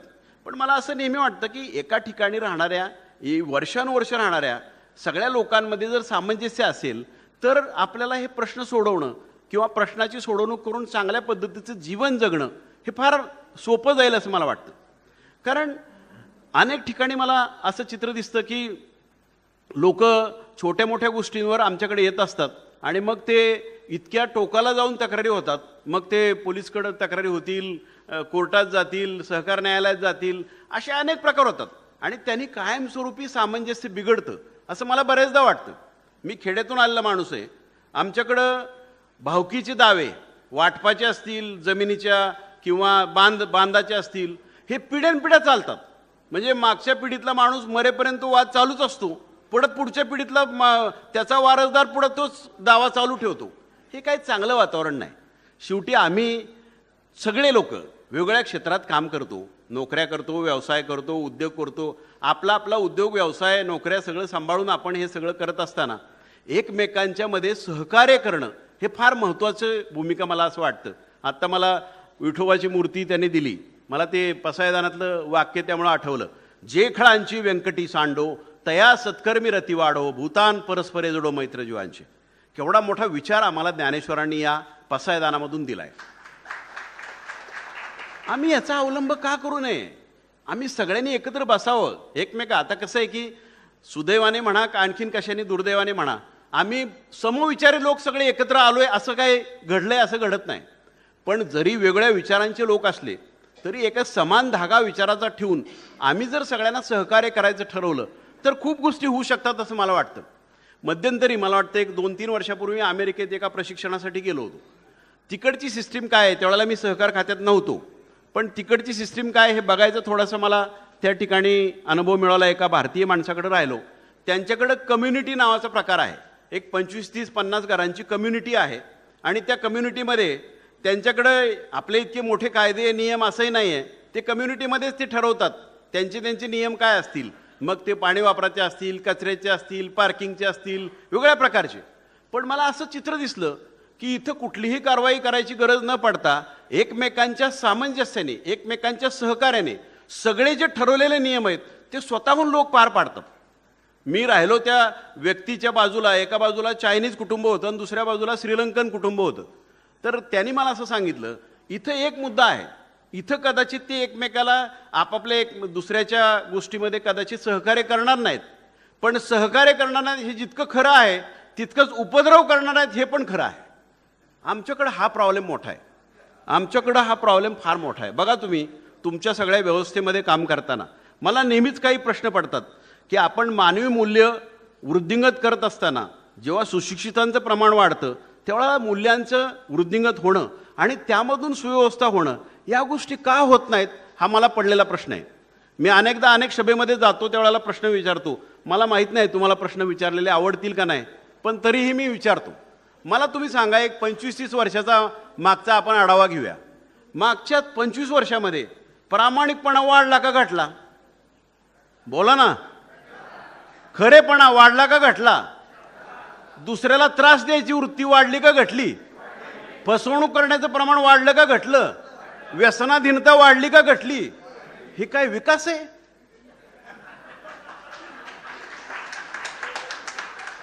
हा प्रश्न आम्हाला पडला पाहिजे. आम्ही एवढी महान भारतीय संस्कृतीचे पाईक आहोत, आम्ही एवढं या ठिकाणी राहतो, आम्ही सामंजस्याने राहणं किती महत्त्वाचं आहे याचं महत्त्व जाणतो, तरीसुद्धा असे वाद होणं आणि ते इतके टोकाला जातात. बरेचसे वाद हे अहंकारातून होतात. हा अहंकार किती राहायचा आणि कसा राहायचा मला अजून कळतच नाही. त्यामुळं काही गोष्टींमध्ये आपल्याला 2 पावलं पुढं 2 पावलं मागं असं जात जर आपण ॲडजस्ट करत गेलो तर खऱ्या अर्थानं वातावरण चांगलं होऊ शकतं. आणि मला नेहमी असं वाटतं, एखादी मॅनेजमेंट कमिटी आली तर त्यांनी विश्वस्ताच्या भूमिकेतून काम करायचे. प्रामाणिकपणा मी प्रश्न विचारण्याचं कारण ते, फसवणूक हा प्रश्न विचारण्याचं कारण ते. मी माझ्या मॅनेजमेंट कमिटीच्या माध्यमातून व्यवस्थापक समितीच्या माध्यमातून काम करत असताना एक जनसेवा, लोकसेवा, विश्वासार्हता आणि खऱ्या अर्थाने एकमेकांना सहकार्य करण्याची मिळालेली संधी अशा बाजूनी जर आपण बघितलं तर मला वाटतं याच्यामध्ये आपल्याला त्रास देणं वाटणार नाही. काही ठिकाणी मी मॅनेजमेंट कमिटीकडे बघतो, अकारण मोठी ट्रान्सफर फी आकारायची, त्याला लिमिट आहे तरी पण जास्त आकारायची, त्या माणसाला त्रास द्यायचा, त्याची ट्रान्सफर होणार नाही असं बघायचं. काय मिळतं तुला? तुला आयुष्यामध्ये एक संधी दिली परमेश्वराने काहीतरी चांगलं करण्याची. तू सुदैवाने त्या मॅनेजमेंट कमिटीचा चेअरमन, सेक्रेटरी, खजिनदार काय जे व्हायचं ते झाला. आता तू विचार कर ना की आपण त्या ठिकाणी आपल्या माध्यमातून जे जे आपल्याला करणं शक्य आहे, चांगलं करणं शक्य आहे, ते आपण का करू नये? आपण लोकांना त्रास देण्यामध्ये का हे घालावा? तसाच प्रकार काही सदस्यांचा सुद्धा असतो. आता जे म्हणले तसं काही सदस्यांना सवयच लागते की काही ना काही खुसपटी काढायच्या आणि सतत तक्रारी उत्पन्न करायच्या. मला कधी कधी समजतच नाही. बऱ्याचदा वृत्ती अशी होते ना, शेजाऱ्याच्या दारात गाडी आली ना की माझ्या पोटात दुखायला लागतं. वाईट वाटतं ना. अरे त्याचं भलं त्याच्या पद्धतीने तो करतो, तू का जळतो? आम्हाला ह्या गोष्टींचा सुद्धा एक मूल्य विकास म्हणून, आमची जीवन पद्धती म्हणून विचार केला पाहिजे. एक सहकारी संस्था, सहकारी गृहनिर्माण संस्था म्हणून मला असं कायम वाटतं की एक आपल्याला चांगल्या पद्धतीचं देशहिताचं, राष्ट्रहिताचं काम करण्याची संधी म्हणून आपल्याला एकत्र येऊन या ठिकाणी राहायचे आणि पुढे जायचे, चांगले विचार पुढे न्यायचे, चांगले आचार पुढे न्यायचे, त्याचा आदर्श आमच्या भावी पिढ्यांना द्यायचा आहे. अशा पद्धतीने आम्ही विचार केला पाहिजे. तशा पद्धतीने विचार करण्यासाठी माझा जन्म आहे असा विचार जर आपण करत राहिलो तर मग ती मॅनेजमेंट कमिटी असो नाहीतर त्या ठिकाणी सदस्य असो, विचारच करायला पाहिजे. मॅनेजमेंट कमिटीला पुन्हा 5,000 वाक्य लागू होतं, दुरितांचे तिमिर जाओ, विश्वसधर्म सूर्य पाहो, जो जे वांछील तो ते लाभो प्राणी जात. खरं तर इतरांच्या जीवनामधलं दुःख, दारिद्र्य, व्यथा नष्ट करण्यासाठी हा मुद्दा ज्ञानदेवांनी मांडला आहे. आम्ही हा विचार विचारात घेतला पाहिजे ना की आम्हाला चांगल्या गोष्टी करण्यासाठी एक चांगलं परमेश्वराने साधन दिलेलं आहे. त्याचप्रमाणे तो कोण तक्रारदार मेंबर आहे त्यालाही हा विचार सुचला पाहिजे, त्याच्याही मनात विचार आला पाहिजे. कुणीतरी आपण एक चांगल्या पद्धतीची व्यवस्था निर्माण करण्यासाठी मानधनाशिवाय काम करतोय, पगाराशिवाय काम करतोय, त्याला आपण साथ दिली पाहिजे. एखादे काम करता असताना एखादी गोष्ट चुकू शकते, पण ते किती ताणायची हे सुद्धा बसून संपवलं पाहिजे ना. ती कोर्टापर्यंत जाण्यापाशी किंवा त्याचा आणखीन वरच्या कुठल्या तरी फोरमवर जाण्यामध्ये काय आपण रस घ्यायचा याचाही विचार आम्हाला केला पाहिजे. हा जर विचार आपण करत राहिलो आणि हा जर विचार आपण साध्य करायला लागलो तर खऱ्या अर्थानं माझ्या मतानुसार सहकारी संस्था हे एक देश विकासाचं, राष्ट्र विकासाचं एक प्रमुख घटक आहे बेस लेवलचा. हा घटक आमच्या विचारातून, आचारातून, आमच्या कृतीतून, कर्मातून चांगला व्हायला पाहिजे. कारण मला असं नेहमी वाटतं, मी मध्यंतरी एक पुस्तक वाचलं आहे, आमच्या अधिकारी कर्मचाऱ्यांना सुद्धा मी सांगतो नेहमी, चांगली पुस्तकं वाचा, चांगल्या गोष्टी विचारात घ्या. कर्माचा सिद्धांत नावाचं एक छोटं पुस्तक आहे, तुमच्यापैकी काही लोकांनी वाचलं असेल. जशी कर्म तशी फळं, सत्कर्माने सौख्य पाविजे, दुष्कर्माने दुःख. मी जर दुसऱ्याला त्रास देत राहिलो तर भगवान गौतम बुद्धांचं म्हणणं आहे तुझ्यावर परत त्रासच येणार आहे, कारण हे उलटून तुझ्यावर येणार आहे. पण ह्याचा विचार करणारे लोक कमी होतात हे आमच्या दृष्टिकोनातून खूप महत्त्वाचं आहे. हे आमच्या चिंतेचा विषय आहे. म्हणून माझी व्यक्तिगत धारणा किंबहुना तुमच्याकडून सुद्धा काही अपेक्षा आहेत. कारण शेवटी नागरिक आणि त्या सभासद, त्या सोसायटीचा सदस्य, मॅनेजमेंट कमिटीचा सदस्य जो काय असेल, या प्रत्येकाची काही कर्तव्य आहेत या समाजाप्रती, या देशाप्रती, एकमेकाप्रती, मानवतेप्रती. या सगळ्यांचा अवलंब करण्यासाठी आपण चांगल्या पद्धतीची व्यवस्था उभी करणं. आपले AGM जे होतात, ज्या तुमच्या जनरल बॉडीच्या मीटिंग होतात, त्यामध्ये सगळ्यांचा सहभाग असणं, सगळ्यांना पारदर्शक पद्धतीने ऑडिट किंवा अन्य कुठले मुद्दे उपस्थित झाले ते सांगणं, आपले पुढचे जे विचार आहेत चांगले ते मांडणं, चांगल्या गोष्टी या क्षेत्रात कुठल्या कुठल्या इतर ठिकाणी घडतात त्याचा विचार करणं, या गोष्टीसुद्धा व्हायला पाहिजेत ना. मला तर कधी कधी असं वाटायचं, मी पूर्वी CEO होतो जिल्हा परिषदेला, त्यावेळेला ग्रामसभेत जायचो तर ग्रामसभेमध्ये मोठी विषयांची यादी असायची ज्यामध्ये गावच्या विकासातले काय काय मुद्दे असायचे. मी त्याला म्हणायचो, असा कधी विषय ठेवला आहे का गावामध्ये प्रामाणिकपणा वाढवण्यासाठी करावे लागणारे प्रयत्न, विषय क्रमांक 1 असं का असू नये? सोसायटीच्या सुद्धा अजेंड्यावर असा विषय का असू नये? आमच्या सोसायटीमध्ये व्यसनमुक्त राहण्यासाठी करावायचे उपाय का असू नये? फसवणुकीचे प्रकार कमी करण्यासाठी करावे लागणारे उपाय का असू नये? असे चांगले विषय जर आम्ही घेतले, मला किती सुविधा निर्माण झाल्या, भौतिक सुविधा किती निर्माण झाल्या आणि त्याचा वापर किती मोठ्या प्रमाणात होतो, याच्याही पेक्षा तिथं राहणारी माणसं कशी आहेत, त्यांचा स्वभाव कसा आहे, त्यांचे विचार कसे आहेत, त्यांची वागणूक कशी आहे, याला मला फार महत्त्व वाटतं. कारण शेवटी शांततापूर्ण सहजीवन हा खरं तर आमचा बेस आहे आणि त्याच्यावर जर आपल्याला जायचं असेल तर आम्ही प्रत्येकाने आपलं योगदान दिलं पाहिजे. मी खरं वागेन, मी चांगलं वागेन, मी प्रामाणिक वागेन, मी व्यसनमुक्त राहीन, मी फसवणूक करणार नाही, मी उपद्रव करणार नाही, ही स्वतःशी घ्यायची प्रतिज्ञा आहे. कारण शेवटी थेंबे थेंबे तळे साचे म्हणतो आपण, तसा प्रत्येक माणसाचा सहभाग, सदस्य कुठलाही असो, तो सोसायटीचा का मॅनेजमेंट कमिटीचा हे महत्त्वाचं नाही, पण हे सगळ्यांनी आम्ही ठरवलं पाहिजे आणि त्यातून आपण ही व्यवस्था पुढे नेली पाहिजे. नाहीतर मग मी छोट्या गावातून आलेला माणूस आहे. आमच्या गावामध्ये काही वेळेला चर्चा होतात, एखादा माणूस ना त्याचा मृत्यू झाला तर 2 प्रकारच्या प्रतिक्रिया असतात. एखाद्याबद्दल प्रतिक्रिया असते, बरा होता माणूस, जमेल तेवढी मदत केली. दुसरी प्रतिक्रिया असते, बरं झालं गेला, सगळ्या गावाला वात आणला होता.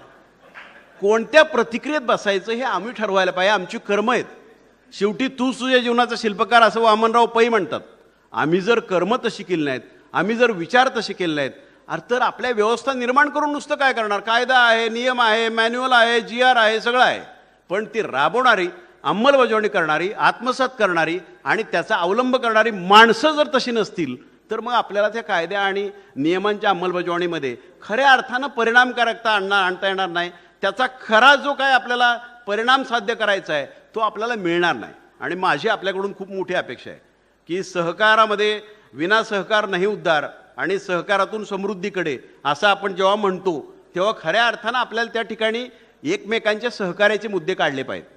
असं कधीच होत नाही. पण एखाद्या कुठल्याही व्यवस्थेमध्ये, म्हणजे मी आतापर्यंत तुम्ही पण वाचले असतील, अनेक संतांची जीवनचरित्र वाचले असतील, सत्पुरुषांची जीवनचरित्र वाचले असतील, असा कोणताही संत सत्पुरुष मला वाटतं नाही आहे की ज्यांच्या जीवनात अडथळेच आले नाहीत, ज्यांना उपद्रवच कोणी दिला नाही. तुकोबारायांच्या जीवनामध्ये पण मंबाजी होतेच, एकनाथ महाराजांना त्रास झालाच, खूप लोक असे आहेत की, पण हे होत असताना सुद्धा चांगला मुद्दा न सोडणं, चांगल्या विचाराचारांची कास न सोडणं आणि त्यातून आपली विचारधारा समृद्ध करणं आवश्यक आहे असं मला वाटतं. काय संस्थांचे सुद्धा अनेक काही प्रश्न बसून सामंजस्याने सुटले पाहिजेत. काही प्रश्न फार गंभीर होतात. आता जसं आपण नागरी समस्यामध्ये आता जवळपास सगळ्या शहरांमध्ये कचऱ्याचा प्रश्न गंभीर होत चालला आहे. त्याचं बेस काय आहे तर विलगीकरण होत नाही. म्हणजे कचरा ओला आणि सुका कचरा वेगळा होत नाही आणि त्यामुळं कुठलीही यंत्रणा, महापालिका, नगरपालिका, कोणतीही यंत्रणा असो, त्या यंत्रणेला हे पुढं प्रोसेस करणं शक्य होत नाहीत. ज्या ठिकाणी त्यांनी कचरा डेपो करतात तिथं लोक आंदोलनं करतात, दुर्गंधी येते, त्रास होतो म्हणून ते पुन्हा बाहेर न्यावे लागतात, कचऱ्याचं ट्रान्सपोर्टेशन वाढतं. ह्या सगळ्यावर छोटा उपाय आहे की इन सिटू, म्हणजे त्या सोसायटीमध्ये त्या प्रकारचा कचरा त्या ठिकाणी जिरवणं, त्या ठिकाणी त्याचं खत करणं आणि त्याचा त्या ठिकाणी वापर करणं, त्यातून बाग फुलवणं, त्यातून चांगल्या गोष्टी निर्माण करणं, अशा खूप गोष्टी आहेत. मग सांडपाण्याची व्यवस्था असेल, रेन वॉटर हार्वेस्टिंग सारखी व्यवस्था असेल, तुमचं कचऱ्याच्या संबंधी समन्वयाचे प्रश्न असतील, खूप चांगले प्रश्न करणं शक्य आहे आणि हे करत असताना तुम्हाला वेगळा वेळ पण दिला पाहिजे. चांगला वेळ देणं, वेगळा वेळ देणं हे खरं तर खूप आवश्यक आहे. शेवटी समाजकार्य करण्याची आपली जी काय मनामध्ये एक छोटीफार उर्मी असते, ऊर्जा असते, ती कुठंतरी अशी सत्कारणी लागली पाहिजे. मध्यंतरी मी एक पुस्तक वाचलं, त्याचं नाव होतं इकिगाई. तुमच्यापैकी काही लोकांनी पण वाचलं असेल. जपानमधला एक प्रांत आहे, मला वाटतं ओकिवारा वगैरे नाव आहे त्याचं. त्या ओकिवारा प्रांतामध्ये वैशिष्ट्य असं आहे की दीर्घायुष्य माणसं आहेत. साधारण त्यांचं सरासरी आयुष्यमान 87 वर्ष आहे आणि साधारण 1 लाख लोकांमागं 25 माणसं अशी असतात की ज्यांनी 100 पार केलेली असते. पण या पुस्तकात हे जे सांगितलं हे दीर्घायुष्याबद्दल मुद्दा फक्त नाही आहे, तो महत्त्वाचा तितका नाही. तो किती जगला ह्याच्यापेक्षा कसा जगला ह्याला फार महत्त्व आहे. त्यांच्याकडे रिटायरमेंट नावाची कन्सेप्ट नाही आहे. आयुष्याच्या शेवटच्या श्वासापर्यंत मी कार्यरत राहीन, रिटायर होणार नाही अशी आहे. पण हे राहीन हे करत असताना साधी राहणी, उच्च विचारसरणी, समूहात राहत असताना त्या त्या ठिकाणी आपल्याला खऱ्या अर्थानं कशा पद्धतीने आपली सामाजिक कर्तव्य पार पाडता येतील याची जाणीव असणं, या गोष्टी पण फार महत्त्वाच्या आहेत. आणि त्या सगळ्या करत ते लोक जातात. म्हणून शांततापूर्ण सहजीवन अवलंबतात, म्हणून दीर्घायुष्य अवलंबतात, सुखी आणि शांत अशा प्रकारचं जीवन जगतात, असं ह्या पुस्तकाचा मतितार्थ आहे. मला वाटतं आपल्याकडे सुद्धा हा विचार केला पाहिजे. आपण सुद्धा सगळ्यांमध्ये हे प्रयत्न केले, कारण शेवटी एका सोसायटीने केले, एका मेंबरने केले, एका मॅनेजमेंट कमिटीने केले, तरी मग त्याचा परिणाम आपल्याला त्या ठिकाणी साध्य होईल. आणि आम्ही इथं बसलेले सगळेजण चांगल्या विचारांचे सतत प्रवर्तक आणि प्रसारक बनलं पाहिजे, ज्यामधून खऱ्या अर्थानं आपल्याला ह्या सगळ्या व्यवस्थेमध्ये लोक आपल्याला चांगल्या पद्धतीचे आणता येतील, त्यांना चांगल्या पद्धतीचं सहकार्य केल्याचं समाधान आपल्याला मिळेल.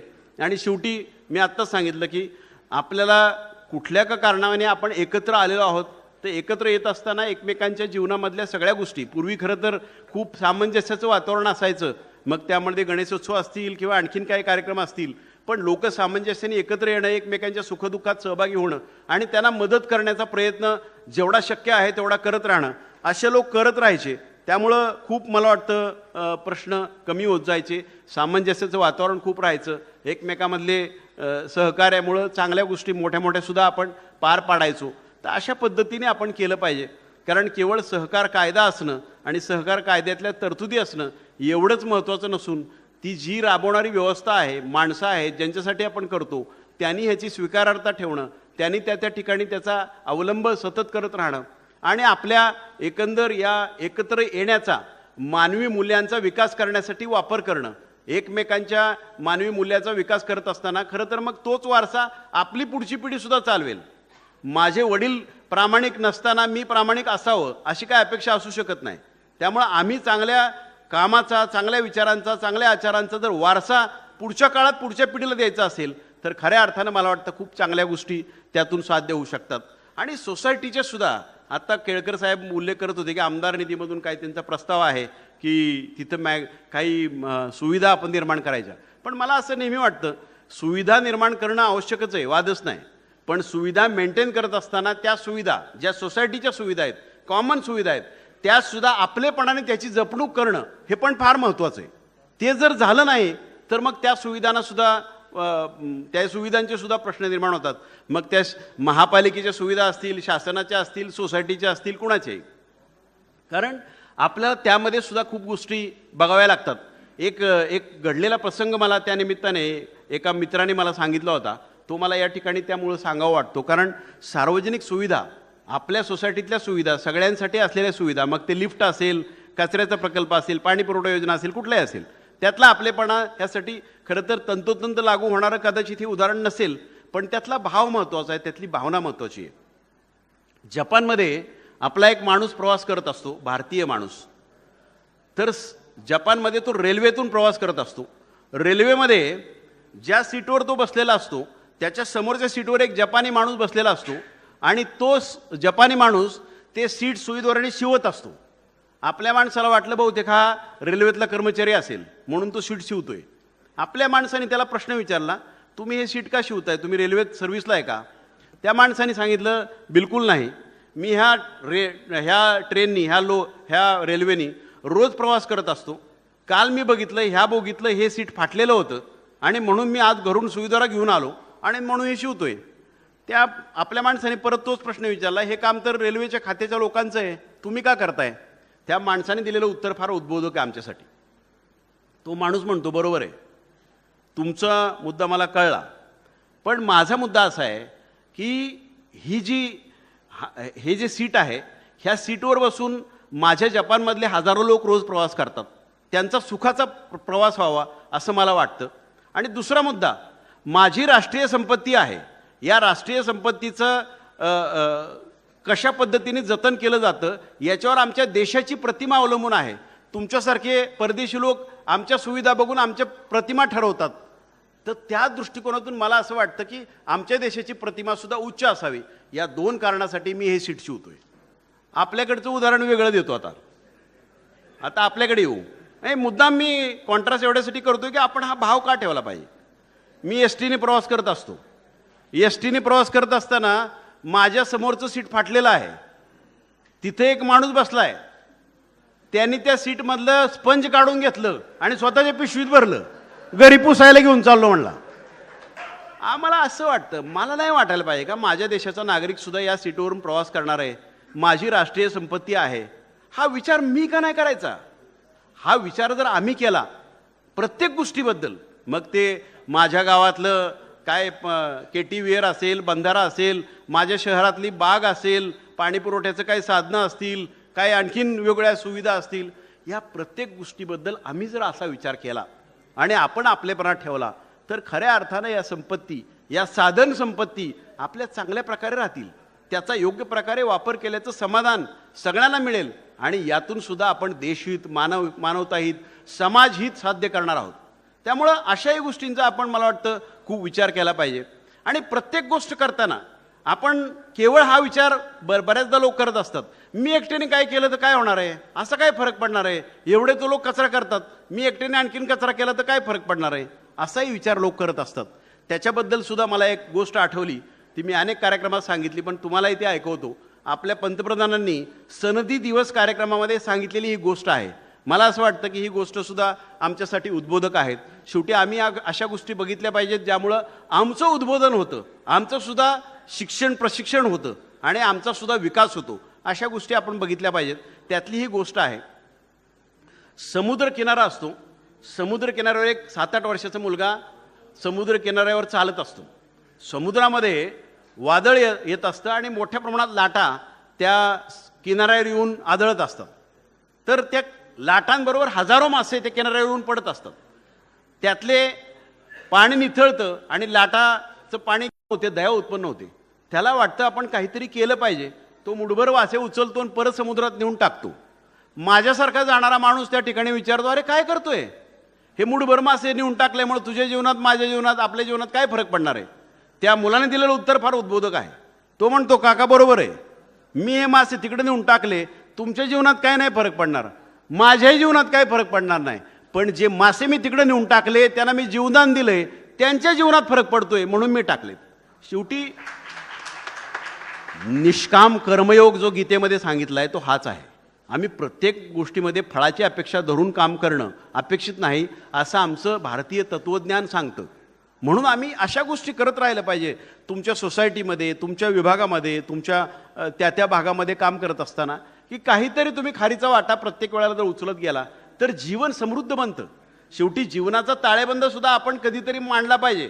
जसं सोसायटीचं बॅलन्स शीट वगैरे म्हणतो आपण, आता काही ऑडिटर असतील इथं, तसं आपण आपलाही ताळेबंद कधीतरी मांडला पाहिजे की मी जीवनामध्ये काय काय चांगल्या गोष्टी केल्या, काय काय वाईट गोष्टी केल्या, आणि तो बॅलन्स शीट कसा होतो असं कधीतरी आत्मपरीक्षण, आत्मचिंतन केलं पाहिजे.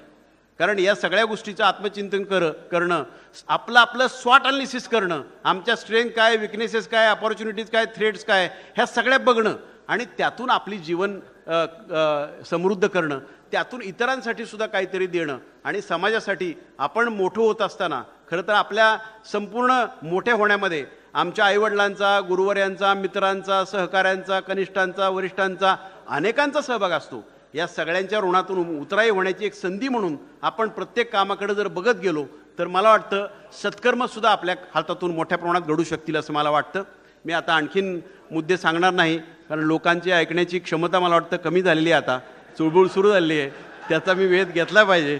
त्यामुळं आता मी या ठिकाणी थांबतो आणि या ठाणे जिल्हा हाऊसिंग फेडरेशनला धन्यवाद देत असताना, तुम्हालासुद्धा धन्यवाद देत असताना, तुमचं सगळ्यांचं, तुमच्या कुटुंबियांचं, तुमच्या मित्रवर्यांचं, सगळ्यांचं आयुष्य सुखाचं, समाधानाचं, समृद्धीचं, सहकार्याचं आणि राष्ट्रहिताचं जावो अशी विठ्ठलाच्या चरणी प्रार्थना करतो आणि थांबतो. धन्यवाद.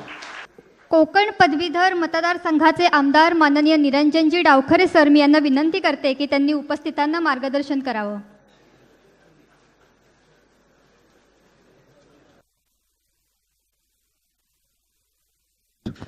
बराच वेळ झालेला आहे आणि मार्गदर्शन फार चांगल्या पद्धतीत चालू आहे, त्याच्यामुळे मी फार जास्त वेळ घेणार नाही.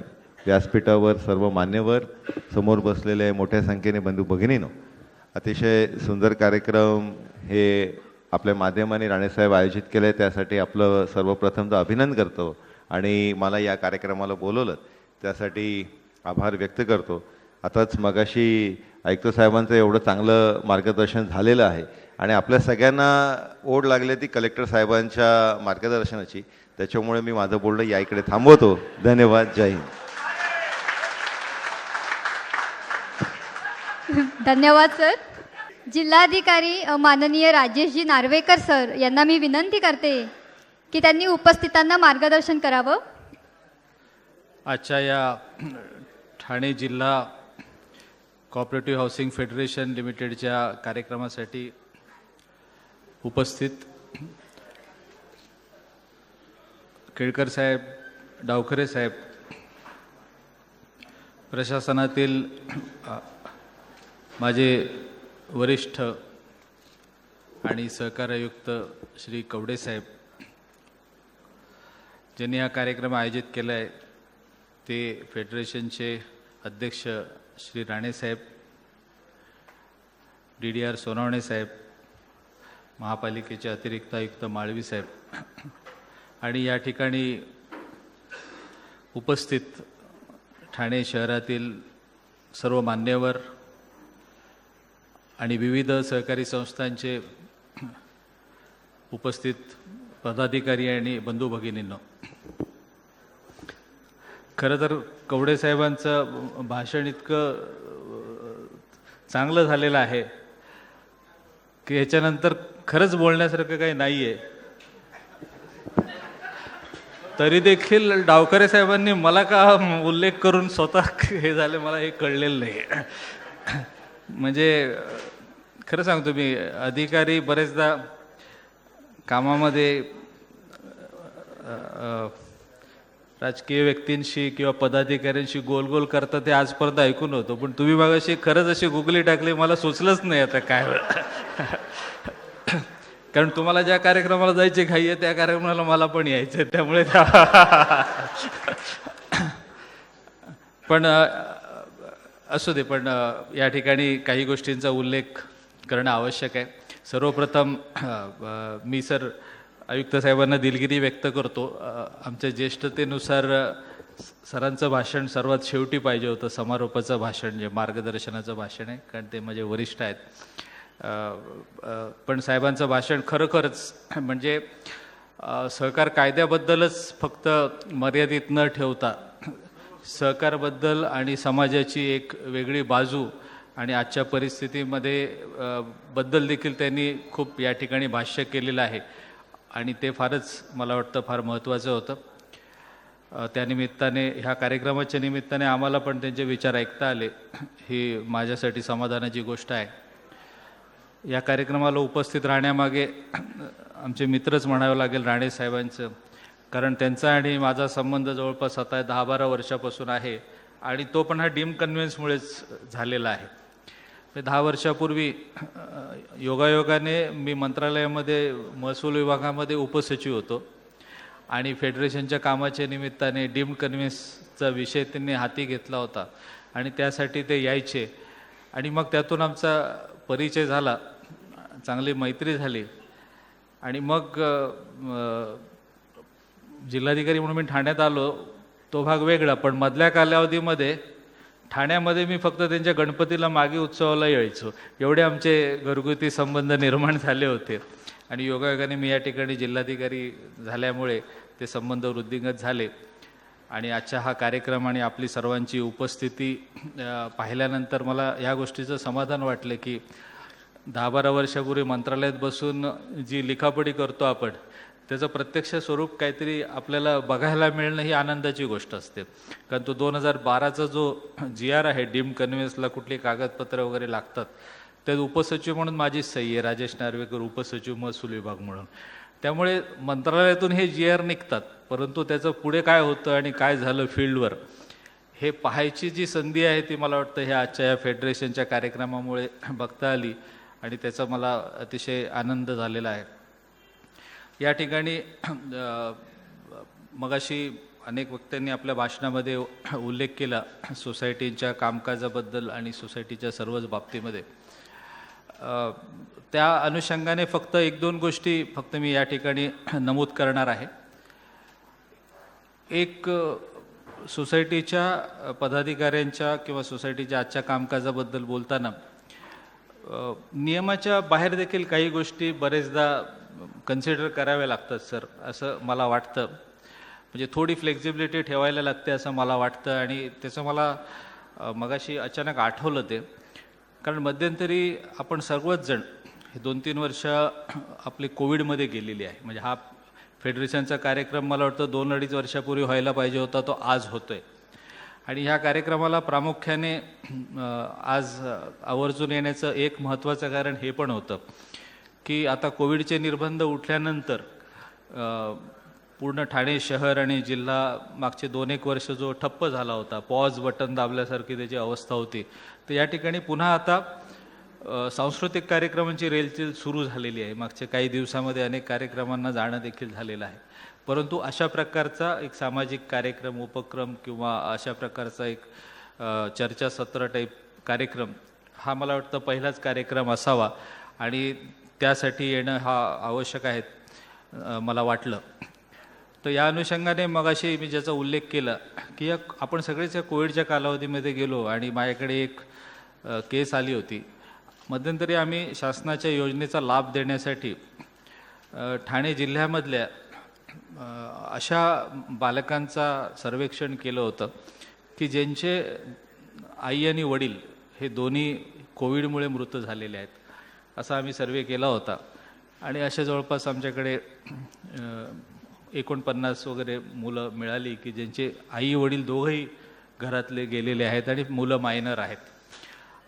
आणि शेकड्यांनी असे होते की ज्यांचे दोघांपैकी एक जण मृत्युमुखी पडलेला आहे.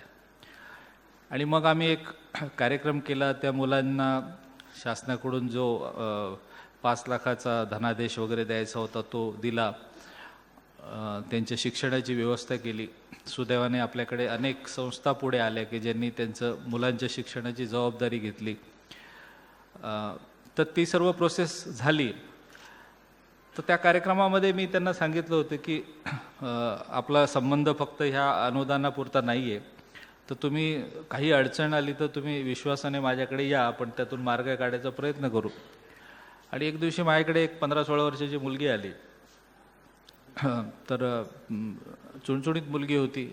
मी म्हटलं काय अडचण आहे का? ती म्हणाली एक अडचण आहे, मला हे माहिती नव्हतं की माझ्या वडिलांनी एका सोसायटीमध्ये एक गाळा घेतला होता आणि त्या गाळ्यात ते काहीतरी व्यवसायासाठी, मुलीला काही माहिती असण्याची शक्यताच नाही आहे.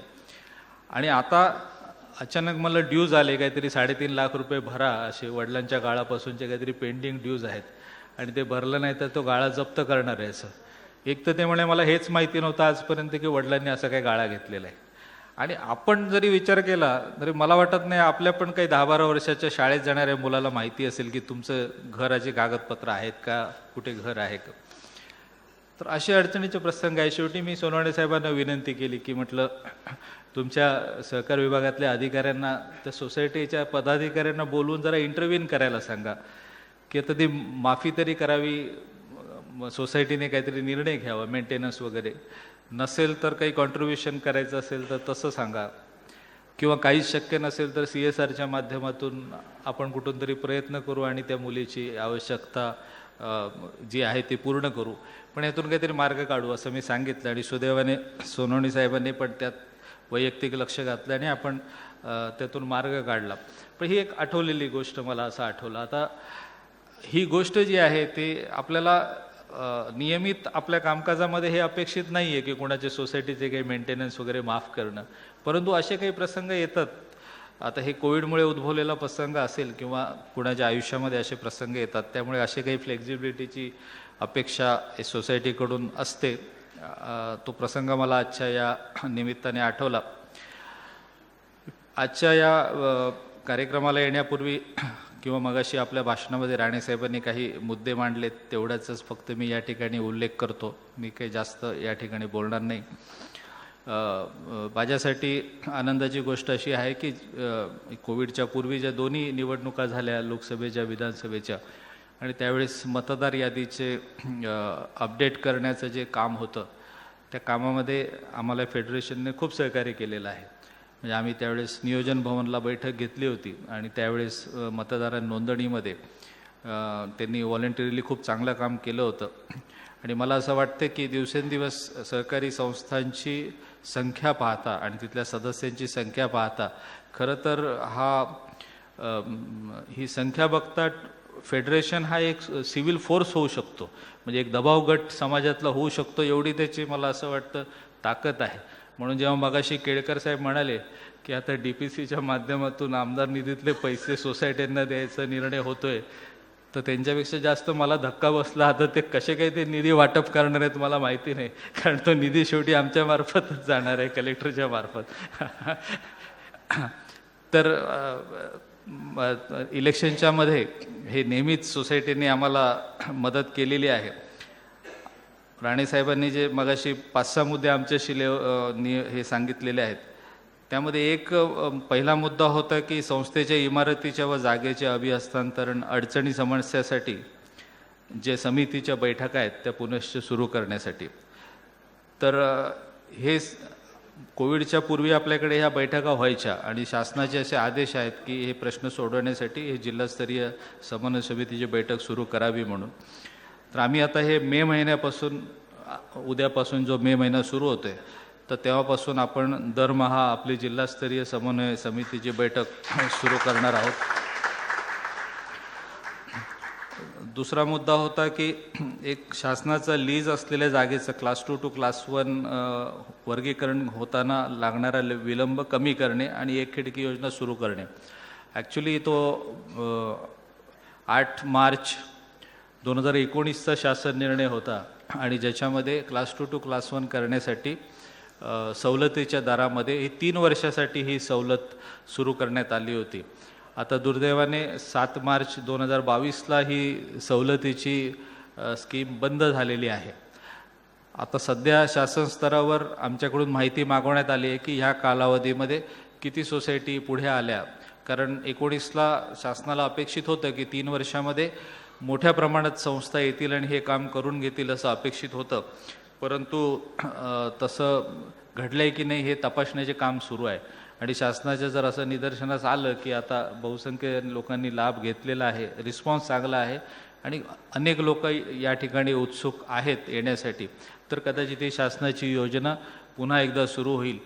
आणि आजच्या या आपल्या फेडरेशनच्या आपण जी मागणी केलेली आहे त्याच्या अनुषंगाने मी पण ही महसूल विभागाला ठाणे जिल्हा फेडरेशनची विनंती निदर्शनास आणून देईन की आमच्या फेडरेशनची विनंती आहे की क्लास 2 to क्लास 1 पुन्हा एकदा सुरू करावी आणि ज्यामुळे शासनाला पण तो निर्णय घेण्याला सुलभता येईल. तथापि मला असं वाटतं की ही ह्याच्यावर तातडीने कारवाई होण्याची आवश्यकता आहे, कारण अनेक सोसायट्यांचे आम्ही क्लास 2 to क्लास 1चे डिमांड नोटिसेस दिल्या होत्या, परंतु मग 14 पैकी 9 लोक पैसे भरतात आणि 5 लोक पैसे भरत नाहीत त्यांच्या वैयक्तिक अडचणींमुळे, आणि मग पूर्ण पैसे शासनाकडे जमा होत नाहीत. अशा काही अडचणींमुळे सोसायट्यांमध्ये फार मोठ्या प्रमाणात डिमांड लेटर गेले, परंतु फायनल कंप्लायन्स झाला नाही आणि त्या सोसायट्या क्लास 1मध्ये कन्वर्ट होऊ शकल्या नाहीत. तर मला असं एक अंदाज आहे किंवा खात्री आहे की शासनाकडून ती स्कीम पुन्हा इम्प्लिमेंट करण्यात येईल, परंतु त्यानंतर मात्र सर्व सदस्यांनी त्या दृष्टीने प्रयत्नशील राहावं की आपल्याला किती प्रमाणामध्ये रक्कम भरायला लागेल आणि आपण ती किती किमान कालावधीमध्ये भरू शकू. कारण पुढची मला वाटतं जी स्कीम येईल ती शेवटची स्कीम असेल, त्याच्यानंतर एक्सटेन्शन मिळेल असं मला वाटत नाही. आणि यासाठी जो विलंब कमी करण्यासाठी आपण एक खिडकी योजना निश्चितपणे सुरू करू, कारण हा शासनाला देखील मोठा रेव्हेन्यू अर्निंग सोर्स आहे, त्यामुळे त्याबद्दलची कारवाई आपण करू. तिसरी एक मागणी होती की निवडणुकीमध्ये मतदानाचा टक्का वाढवण्यासाठी ब्लॉक लेवल ऑफिसर म्हणून पदाधिकाऱ्यांना ओळखपत्र देणं. आपण 2018ला निवडणुकीमध्ये हा प्रयत्न केला होता यशस्वीपणे. आपण फोटोसह त्यावेळेस ब्लॉक लेवल व्हॉलेंटियर्स म्हणून आपण फोटोग्राफ ओळखपत्राचं वाटप केलं होतं.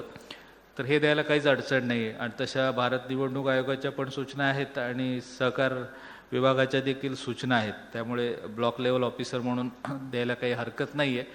शेवटी आम्हाला पण त्याचा फायदाच होणार आहे. जास्तीत जास्त लोकांनी मतदानासाठी प्रवृत्त होणं ही आवश्यक आहे.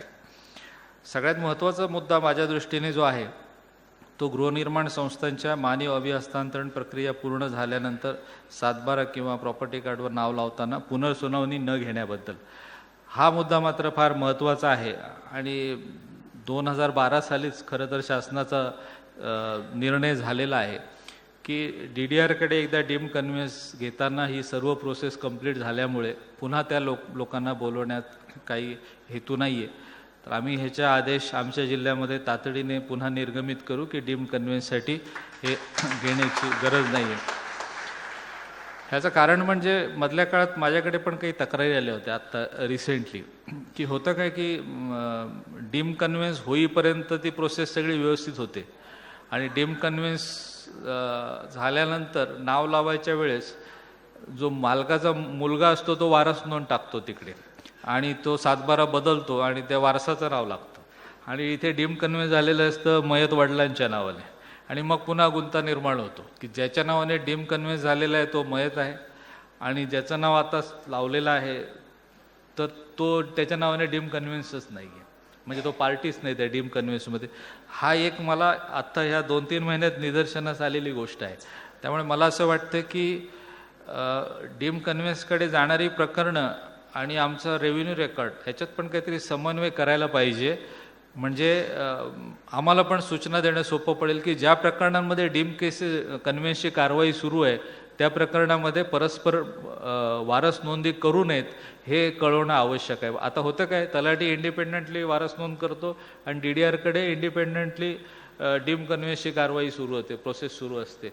तर ह्याच्यामुळे बरेच डीम कन्व्हेन्स विशेषतः मीरा भाईंदर भागामध्ये डीम कन्व्हेन्सचे ऑर्डर झालेले आहेत पण तिथे नोंदी होत नाही आहेत वारसाच्या. तर हे छोटे छोटे विषय आहेत, म्हणजे जे प्रत्यक्ष फील्डवरच निदर्शनास येतात. तर असे अजूनही काही विषय असतील तर आपण त्यासाठी आपण मार्ग काढू, परंतु पुनर्सुनावणी न घेण्याच्या मात्र आम्ही सूचना तात्काळ देऊ. आणि म्हणून मला असं वाटतं की तुमची एक मागणी आहे की एक संयुक्त समिती स्थापन करावी. तर मला असं वाटतं की आता एकंदरच याची व्याप्ती बघता ही सहकार विभागापुरती डीम कन्व्हेन्स किंवा ॲडज्युडिकेशनपुरती डीम कन्व्हेन्स असं जर आपण आयसोलेशनमध्ये बघायला लागलो तर मला वाटत नाही ही प्रक्रिया कधी पूर्ण होईल. तर मला असं वाटतं की महसूल विभाग, त्यातला नोंदणी विभाग आणि सहकार विभाग आणि काही बाबतीत महापालिका देखील प्रॉपर्टी कार्ड वगैरे या अनुषंगाने या सगळ्यांची जर जिल्हास्तरीय समिती जर आपण निर्माण होऊ शकली आणि ते समन्वय समितीच्या बैठका जर व्हायला लागल्या तर मला असं वाटतं की बरेचसे प्रश्न मार्गी लागतील. अर्थात त्याचं स्वरूप हे लोकशाही दिनासारखं असावं, म्हणजे त्या फोरमसमोर संस्थांनी यावं अशा पद्धतीने जर होऊ शकली तर हे करता येईल. आपण याबद्दल मला असं वाटतं एक आयुक्त साहेबांशी वगैरे चर्चा करून आपण ह्याबद्दल एक निर्णय आपल्याला घेता येईल. शेवटचा मुद्दा आहे आपला तो महाराष्ट्र सहकारी संस्था 107 नुसार विलंब टाळण्याबाबत जप्तीचा. जप्तीच्या बाबतीत अनेक अडचणी येतात, ही वस्तुस्थिती आहे आणि त्याला कारणं पण तशीच आहेत. मधल्या काळात कोविडच्या कालावधीमध्ये तर जप्ती करू नये असे आदेश होते, हायकोर्टचे पण आदेश होते. मगाशी आयुक्त साहेबांनी उल्लेख केला की आता ती आपण लिमिट वाढवतोय, त्यामुळे 6 महिन्याऐवजी ती 1 वर्षापर्यंत होईल. परंतु ओव्हरऑलच आमच्याकडे येणारे जप्तीचं प्रमाण एवढं झालेलं आहे की माझ्या ऑफिसला मला वाटतं रेराच्या किमान 400-450 केसेस असतील ज्या जप्तीसाठी आलेल्या आहेत रेरामध्ये, प्लस सरफेसी ॲक्टमध्ये 400-500 केसेस असतील, प्लस ह्या सहकारच्या येतात. त्यामुळे हे प्रॅक्टिकली इतकं अवघड पडतं. म्हणून मगाशी मी साहेबांना पण म्हटलं की जसं सेल्स टॅक्समध्ये वगैरे RRCचे पॉवर्स सेल्स टॅक्सपुरते त्यांच्या ऑफिसरना दिलेले आहेत, तसे सहकार कायद्यापुरते अधिकार ते जर सहकार विभागातल्या अधिकाऱ्यांना जर देता आले RRC करण्याचे, तर ते थोडं अधिक गतिमान होईल असं मला वाटतं. अदरवाईज आम्ही आता प्रयत्न करू, मला जर यादी जर मिळू शकली तर त्यातल्या किमान हे केसेस प्रायोरिटीने काढण्याचा आपण प्रयत्न करू, एवढंच मी या ठिकाणी सांगू शकेल. कारण येणाऱ्या केसेस ठाणे जिल्ह्यातलं सर नागरीकरणाचं प्रमाण पाहता, रेराच्या केसेस वगैरे आणि कॉपरेटिव्ह सोसायटी, तर येणाऱ्या केसेस, उपलब्ध मनुष्यबळ आणि वेळ आणि एकंदर परिस्थिती बघता तर आपल्याला प्रायोरिटी ठरवूनच हे काम करायला लागेल. तर ते काम मार्गी लावण्याचा प्रयत्न करू. मला असं वाटतं 5-6 मुद्दे होते, तर आज या निमित्ताने एवढंच सांगेन की पुन्हा एकदा आपण बैठक घेऊन याच्यावर डिटेल चर्चा करू. लागलं तर आयुक्त साहेबांना पुन्हा एकदा विनंती करून या ठिकाणी मगाशी सरांनी म्हटलं की प्रत्येक टप्प्यावरसाठी आपल्याला एक असा सिरीज ऑफ ॲक्शन करायला लागेल. तर असं एक सेमिनार ठाण्यामध्ये जर सोनवणे साहेबांनी जर आयोजित करायला तर मी त्यांना रिक्वेस्ट करतो, त्यातून मार्ग काढायचा आपण प्रयत्न करू. मला असं वाटतं की आजच्या कार्यक्रमामध्ये अनेक विषयांना 2 वर्षाचे गुप्त पद्धतीत होते, त्याला आता मूर्त स्वरूप आले. आज सर्व प्रश्न सुटतील असं मला वाटत नाही, पण प्रश्नाची सोडवणूक करायला किमान सुरुवात तरी आजच्या दिवशी होईल असं मला वाटतं. आजच्या या कार्यक्रमासाठी मी आपल्या सर्वांना शुभेच्छा देतो. या ठिकाणी मला बोलवलं आणि माझा सन्मान केला त्याबद्दल आपल्या सर्वांना धन्यवाद देतो आणि माझं भाषण संपवतो. बेल पण वाजलेली आहे. जय हिंद, जय महाराष्ट्र.